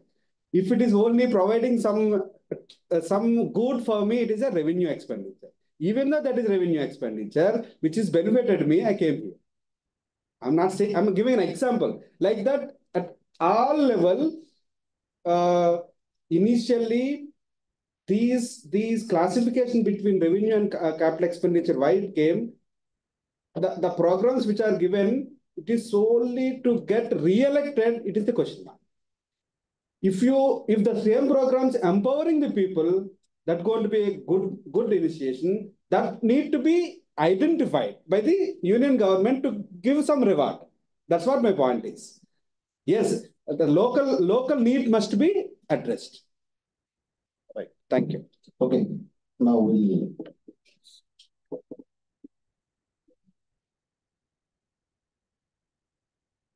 Sir, my question is. One more question. Sir, my question is whether union government schemes are reaching the ground level at the low level platform of India. Yeah. Whom you are asking the question? Okay. First, Ramchandra? Ramchandra. Yeah, please. It is about which program you are talking about. See. About education or welfare schemes. No, some programs are reaching the people. Some programs are initially planned to feed their political cadre. Long back, Rajiv Gandhi said that it was 15%. Now I think it's less than that. I have some different opinion on it because during Rajiv Gandhi time, there is another problem with the central state governments are that earlier specific grants has been given. Those specific grants money can be diverted and spent somewhere else. But now the JAM, which means the digital regulation, digital data management efficiency, exposes the, no, it will be matched to respective thing, which means due to technological advantages, the funds of flow has been monitoring and regulating, so that the state governments don't have flexibility to modify those slightly to improve their local conditions. So that is the limitation which we have. But definitely all programs has limitations as well as advantages.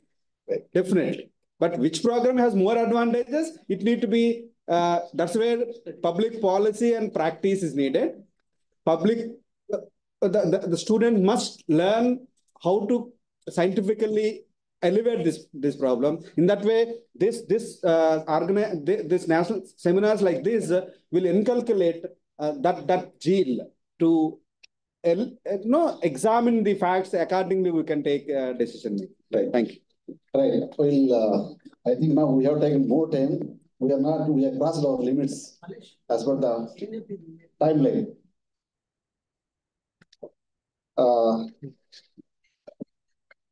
With the most appreciation to our three speakers,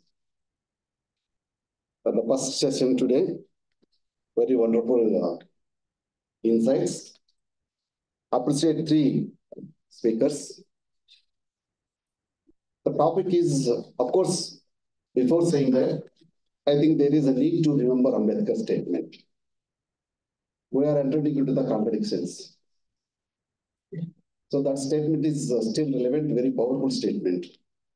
That is, I think we really realize that what is the vision of Ambedkar? What is the pragmatic approach of Ambedkar? I think it is that's why now we are in this conference, we are discussing so many issues. All issues after listening three lectures, still we feel that there are so many contradictions. And of course, today's seminar topic of federalism. This federalism has two sides of the shades. If you see some countries, for instance, Switzerland, Canada, Germany, if you see these countries, they are also following the federalism. And they are well developed. They are very systematically, they are well developed compared to India. But there are other countries also, developing countries or underdeveloped countries, they are also following federalism, but they are not into that level. The problem is that, as our participant has pointed out, that the methodological issues of distribution of the resources. That is the more important issue here. Of course, if you see the scope of the taxes is increasing every year. For instance, earlier there was no tax on curd. Now the curd has come into the purview of the tax. That means the scope is increasing every day by day. We don't know, because of the agriculture tax also, because agriculture is going to be industry, corporatization of the agriculture is taking place slowly, because of introduction of the farmers producer organization through Company Act. So someday other day in the future, we can expect that there is also coming to the purview of the tax. But it is not wrong. It may be.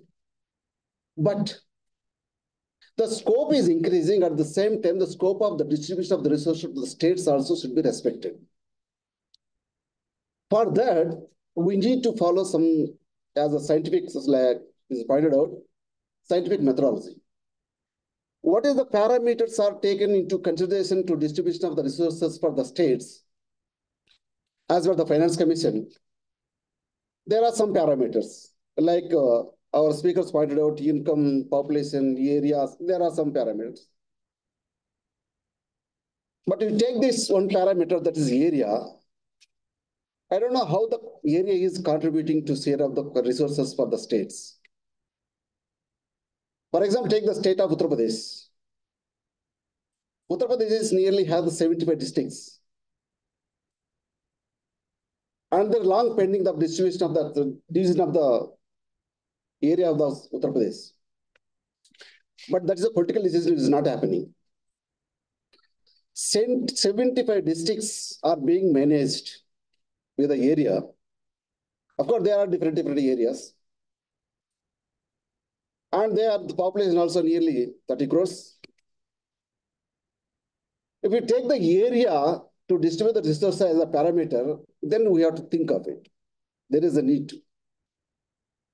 So such type of parameters, while taking into consideration the Finance Commission, of course, they need to re-look into the parameters and see the justice for each and every state while distributing the resources. A ratio may be whatever may be the ratio. But the people, generally we follow the గద్దలను కొట్టి కాకులకు పంచాలి అన్న formula అయితే మనం నష్టపోతాం. అలాంటి formulas మనకు సరిపోదు. There is something new, innovative, scientific method. There should not be any injustice for any state while distributing our resources. If such type of feelings comes, then it is not good for welcome for the state or country, safety and security point of view. Keeping in mind these issues, we need to think about the function of the constitutional agencies, the commissions or institutions to take care of the emotions and feelings of the individuals of each and every states. That is more important here. That's why this will be realized when the individuals are realized. When every individual is realized, then things will come into the streamline. Thus, realization depends upon the education level of the people. That is the more important.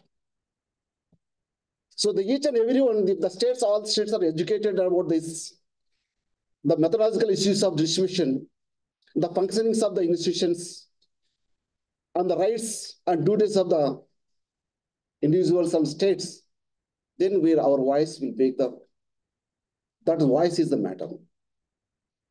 That's why now there is no need of changing the institutions, re-establishing new institutions. There is no, but whatever the institutions we have, we follow the scientific methodology for implementing and distribution of the resources, then the things will go in the right direction. But these things will be enlightened through these type of seminars, particularly the Department of Economics, Ambedkar Open University, Dr. Krishna Reddy and Vice Chancellor of Professor Ganta Chakraparty. They have taken a good initiative to enlighten this on particularly potential issues, relevant issues of the state and individuals, and the relation between the state and center. So I appreciate the organizers, particularly Krishna Reddy, for conducting this type of conferences, and organizers, and particularly university has taken a bold decision to discuss about these issues and enlighten on the issues of particularly controversial issues. Of course, when talk about the relations, sometimes advantages, disadvantages, but need to maintain the balance. That is the more crux of the issues. With this, I congratulate my fellow speakers. They gave wonderful 3 lectures, and as well my rapporteur, Venkatramana Garu. And I thank to organizer Krishna Reddy Garu and Chakraparty Garu for giving me this opportunity to chair this wonderful session this morning. Thank you very much. Thank you, sir. And now I request Dr. Krishna Reddy to come over here and illustrate our panel speakers.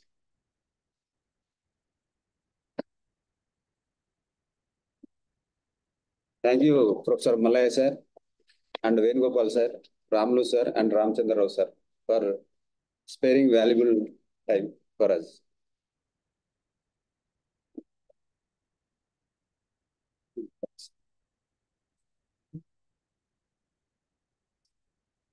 Here.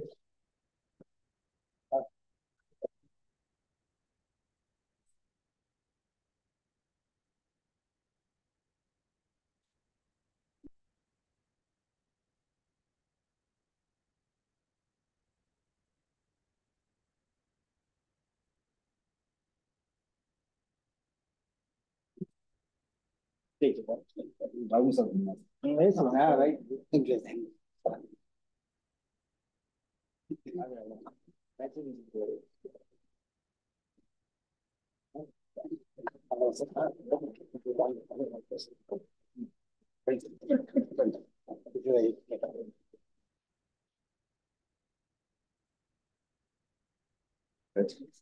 Next slide.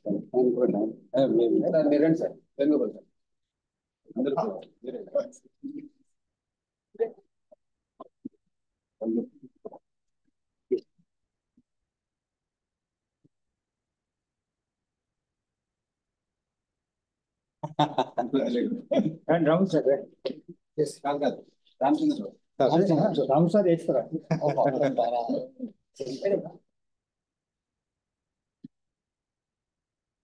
Yeah, Sir, it is a great honor. Thank you.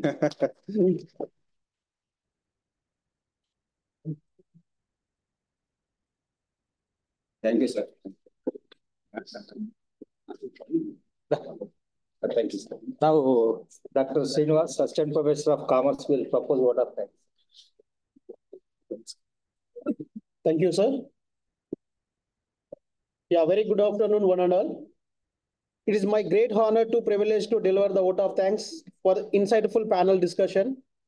First, I would like to foremost extend my deepest gratitude to our session organizer, Dr. Venkatraman sir, for his valuable efforts on conceptualizing the coordinating the session. Thank you very much, sir. A special thanks to our chairperson, Professor L.C. Mallaya sir, for skillful moderating the session, steering the conversation towards the critical insights. We are very thankful to you, sir. I also extend my heartful appreciation our guests, Professor Ramulu sir, Dr. K. Ramchandra Rao sir, N. Venugopal sir. Your expertise and perspective and thoughtful provoking contribution have made this discussion very successful, sir. We are very thankful. I would like to thank our audience, their active participation in question and answer session. And also I would like to thank our conference director, Krishna Reddy sir. And finally, I would like to thanks for all the organizers who are successfully completed this panel discussion. Thank you, one and all.